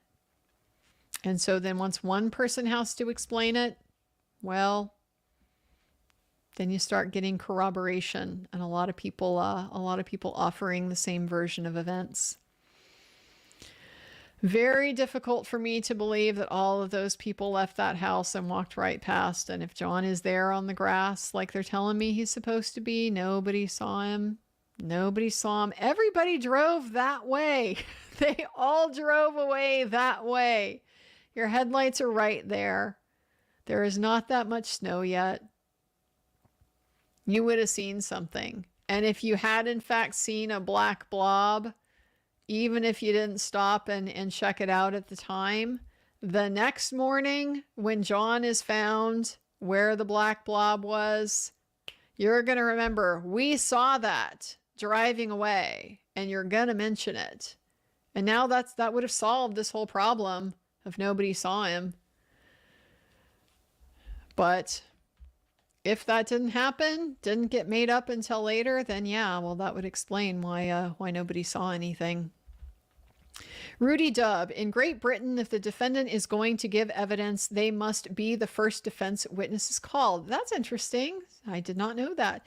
There's so many of these little rules, these differences in process that I learned about from the Depp trial. I just found it fascinating. Completely different hearsay rule. You know, the U.S., it's presumed that hearsay is not admissible unless it falls within one of these exceptions. Apparently in the U.K., hearsay is pretty much fine. It just kind of goes to the weight of the evidence, the weight that the fact finder decides to give it, but they can go ahead and bring it in. A lot of technical stuff I remember with if you wanted to make an argument, like an inference from the evidence, you would have to put that to the witness on cross-examination. If you did not put it to them and give them a chance to answer it, then you can't argue. You can't argue like what you think the answer would be or what you think the explanation would be. Very, very different from the US, where you can always argue inferences from the evidence. And if the other side wants to point out, we wouldn't have to be guessing if you would just ask the witness that. You can raise that in your argument. And it just goes to the weight that the jury puts to your inference. They decide, is that a good one or a bad one? Because maybe you could have gotten that question answered by just asking the question, but it doesn't preclude you from being able to make that argument. So those are just a couple things I remember that I learned from the Depp trial. For all that we have these sister systems, and of course our system is derived from the British system, common law is based on the same core. It really is fascinating how many differences there are. Anton Ivanov, quis custodiet ipsos custodes. I don't have enough Latin for that one. Should I go ahead and there it is. It's in Google. A Latin phrase found in the Satires, a work of the 1st-2nd century poet Juvenal. Who watches the watchers? Ah, there you go. Yeah, who watches the watchers? Very good one. Very good one. It's $1 million question, right? You can get pretty meta as you go up. Who watches the watchers? At some point, is there an unwatched watcher? There would have to be a great unwatched watcher. Not to bring Aristotle into it, but I guess I just did. LE1601, we need heart rate data and if Karen climbed flights. I would like heart rate data if they have it. It doesn't sound like, from what I was picking up from this evidence, that they do. That heart rate data requires a watch. They get this basic stuff from the phone, and then they can get a deeper level of stuff from the watch. It doesn't sound like anybody had a watch. And then Karen didn't have her location services on. This doesn't alarm me at all. I tend to have my location services off. I don't want to be tracked. I think a lot of people don't necessarily want to be tracked. I appreciate I'm being tracked anyway, but I don't need to volunteer, any more than necessary. So to me, there is nothing alarming whatsoever about having your location services off on your phone, but I'm sure that's going to be presented as some kind of evidence of guilt. James Brown, sorry for my last chat. I dictated it. I didn't mean to stumble over it. I did get it. Sometimes it takes me a minute, but I understand, talk to type is still not a very great system. It can have lots of issues, as we're seeing with the closed captioning on the court process. I mean, it's all over the place sometimes. So I get it. We were able to get there, and I appreciate your comments. Jason B, I'm not sure how it relates to the ribs, but there's a strong link between the thickness of your skull and your questioning Mr. Lally. Emmy, I wish. That would have been funny. That would have been funny. Yeah. Mr. Lally has the most solid skull in the history of humans. There's literally nothing there but bony material. Nothing else on the inside. It's like a bronze solid cast or something. Yeah. Emmy could have had a lot of gotcha moments, but she's being professional. I get it. She doesn't want to be that type of witness. She's got her own issues she's got to deal with, I'm sure, with these people. So that's it, guys. We got through it. It's a little late in the day today. We had a lot to talk about, but boy, this is how they're ending their case. Really looks like, yeah, this is how they're ending their case, with the undetermined, but not a very good explanation for why it's not a fight. How'd he cut his eyebrow, his eyelid? How'd he cut it? How have you seen cuts like that happen? Did she call that a laceration or an abrasion? Pretty sure that one's a laceration. So are we to believe then there's some blunt impact to his eye?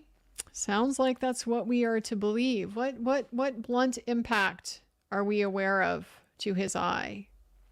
We're not. That didn't get accounted for in Trooper Paul's recreation of what happened. What hit him in the eye and cut up his eyelid? Scraped up his nose, scraped up the side of his knee, bruised up his hands. Pretty weird car accident, if you ask me. Really surprising to me that they're ending here, but yeah, looks like they are. They couldn't put off the medical examiner any longer, so they just left her for last, and that's where we're going to end. Guys, I can't wait till tomorrow. Defense case, I'm here for it. I am here for it. I want to see it. I want to see Karen on the stand. Just putting it out there to the universe. Putting it out there. Mr. Yannetti, Mr. Jackson, I know you're going to make the best possible call you can for your client. She's going to take your advice. She trusts you. She's going to do what you think is best. Please find a way to getting Karen Reed on the stand. Please find a way to seeing that is the best thing for her and the best thing for her case, the best thing for her innocence. You got to think beyond. You've already won. You've already won the case. She's not getting convicted on this.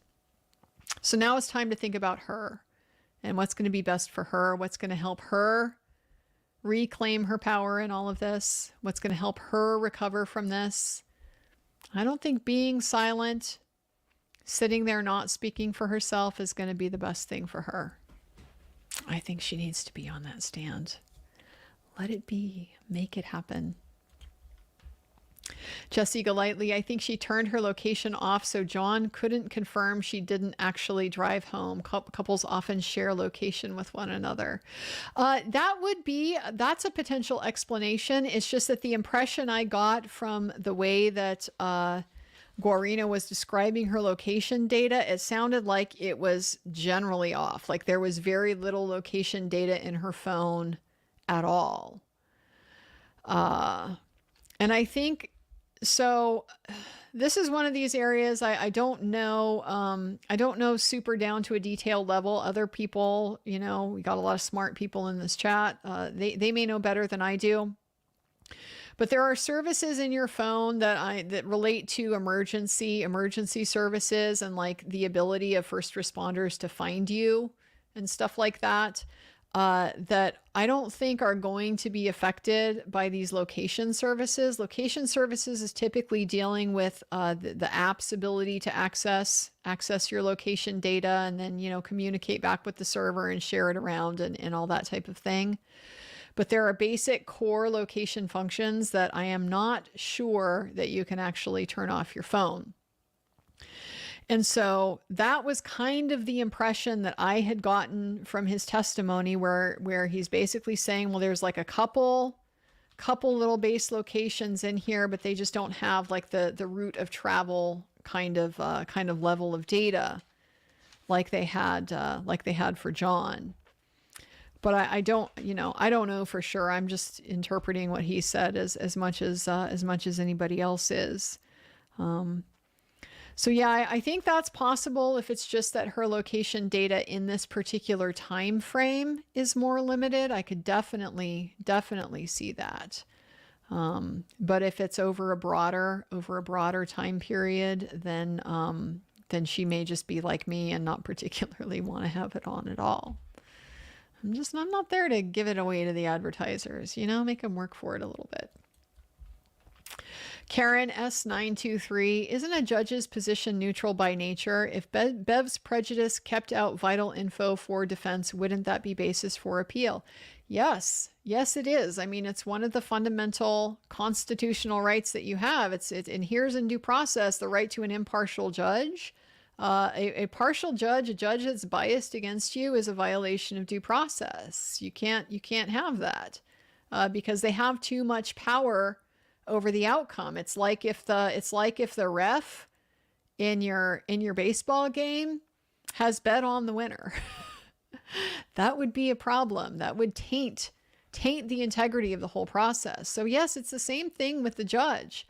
And likewise, Karen has a constitutional right to present a defense. The whole premise of this system we have is that it's an adversarial system. You have two people on opposite sides of a position that are both there to marshal the best case they can for their side. And that by presenting that to the jury, you have the best set of incentives to get the jury what they need to know to be able to decide what really happened, what's the way to make sense out of what we're hearing here, how to reconcile these two stories. When you just have, there are other systems, other countries have a ministerial system. For example, I'm somewhat familiar with Germany's system because my parents lived there for a little bit. And so they have what's called a ministerial system, the judge. And it's actually, I think it ends up being like a panel of judges. It's not usually just one guy, but the judge plays a big role in the investigation and questioning, and they sort of run that show. It isn't where people come in with their positions and present the case. The judge makes a lot of those types of decisions. And so, I mean, that system can work. But you don't necessarily have the same incentives as far as when do they decide they've gone far enough, they've asked enough questions, there's nothing else here to inquire into. People can have different perspectives on that. And so that's where with the adversarial system, you want to rule out all the possible questions the other side has. So it's just a different way of looking at that process and getting to that truth finding function. So yeah, that's undermined then if she impairs their ability to put on a defense case. It means that the adversarial system isn't working because you got one side that you're tying their hand behind their back. And then the jury, their perception is naturally going to be skewed. One side is able to bring everything, all of their arguments, all of their facts into the courtroom, and the other side isn't. So, yeah, those can definitely be appealable issues. If she impairs their right to present a defense, yeah, guarantee they're going to raise that on appeal. MLC, is it common for judges to transform challenging cross-exam questions to BEVs? Go to non-cross-exam question. Can you answer that? That ain't the same thing, Bev. No, it's not the same thing. And a lot of times it isn't even getting to the core of what the problem is. The problem is the question is speculative. The question is calling for hearsay. The question lacks a foundation. Can you answer that is not the question. We need to be establishing, does he have a basis to be able to answer that? So if she really wants to get involved in all this, I could see her getting involved with questions like, well, do you have direct knowledge of that? Is this something that somebody told you? Would you be guessing if you answered that? You know, you can inquire into that to find out if they can answer the question, but just asking them, can you answer the question? They're not lawyers, Judge. They don't know all of these technical ins and outs of what questions are okay in court and what aren't. They aren't parsing these things like we are. They aren't thinking, how do I know what I think I know? A lot of people believe that they firmly know stuff that they've been told. So you ask them, can you answer that? They are going to say, of course I can answer it. Of course I know that because I was told. That's not admissible in a court of law. That's just backdoor hearsay. You're getting in somebody else's story to you through this guise of you knowing it. But if you didn't witness it, no, you didn't. You don't know it. You don't have firsthand knowledge of that. So no, I haven't seen that. And then the other complaint with Bev, of course, is she's not letting them ask cross-examination questions. She's not letting them be leading. She's making them rephrase things in this open way that is not required for cross-examination. It's required for direct, and yet Mr. Lally will lead all over the place. They've started to object more, and she is sustaining that. Watch the form, Mr. Lally. But of course, you know, now she's giving him the instructions, the cue on what the problem is so that he knows how to fix it. She's not doing any of that for the defense. She's not helping them out of the problem. I really haven't seen a judge behave like this, in part because I've never seen a judge not let you state the basis for your objection. I mean, that's the starting point. If I know what the objection is and she sustains it, I might disagree with it, but at least now I know how to work around it. The objection to foundation is sustained. Okay, I can think to myself, here's what the foundation needs to be to get this particular fact in. I need to prove this witness would have a basis to know that. I would need to prove that, you know, what they relied on is reasonable. Just you know, whatever. I can correct it, but we don't have any of that here. We're just playing this guessing game of what's the problem. Even object to the form. Okay, I can re-ask the question, but typically you get a little more detail than that. Objection argumentative. Objection assumes facts not in evidence. Objection calls for speculation. I mean, there's a lot of form problems a question can have, and I can fix all of those. But all you get is this, ask it differently, Mr. Jackson. Ask it differently.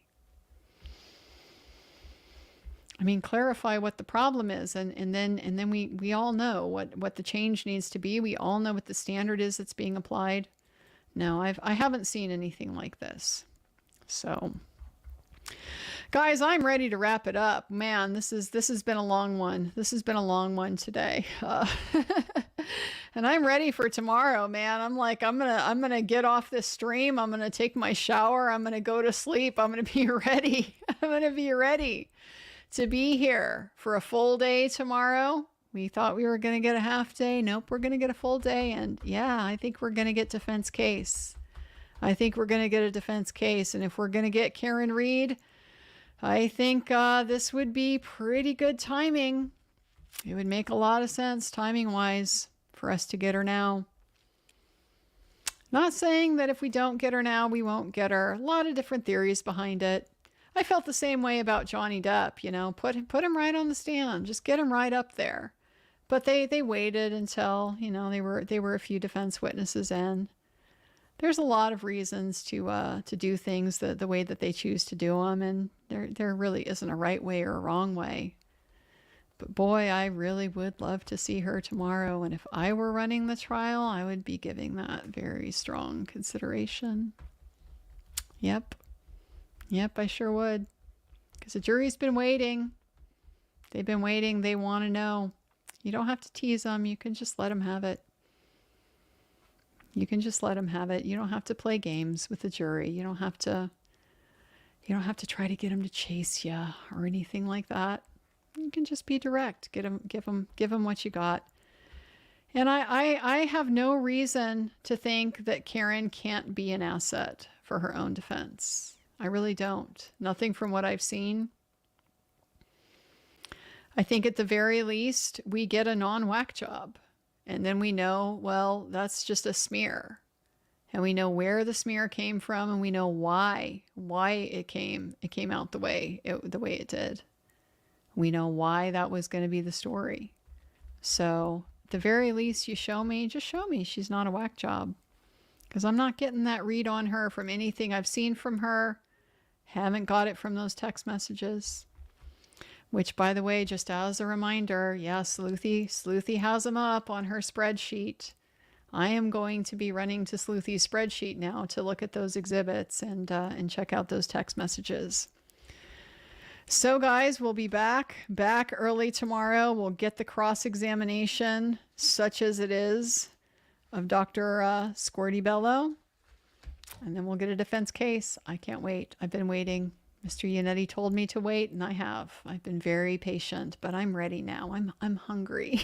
I'm hungry for some defense evidence. I want to see what they can give me when they aren't just limited by who the prosecution chooses to call and what they are willing to admit or not admit. I want to see what they get with their cooperating witnesses. So looking forward to it tomorrow, guys. I'll be here. Look forward to seeing all of you. Thank you again. Thank you for being here. Thank you for your questions. Thank you for your interaction. Thank you for the awesome chat. All the great information and the just super smart people. I love it. I love what we got going on here. Really appreciate all of you. Look forward to seeing you guys tomorrow. Take care.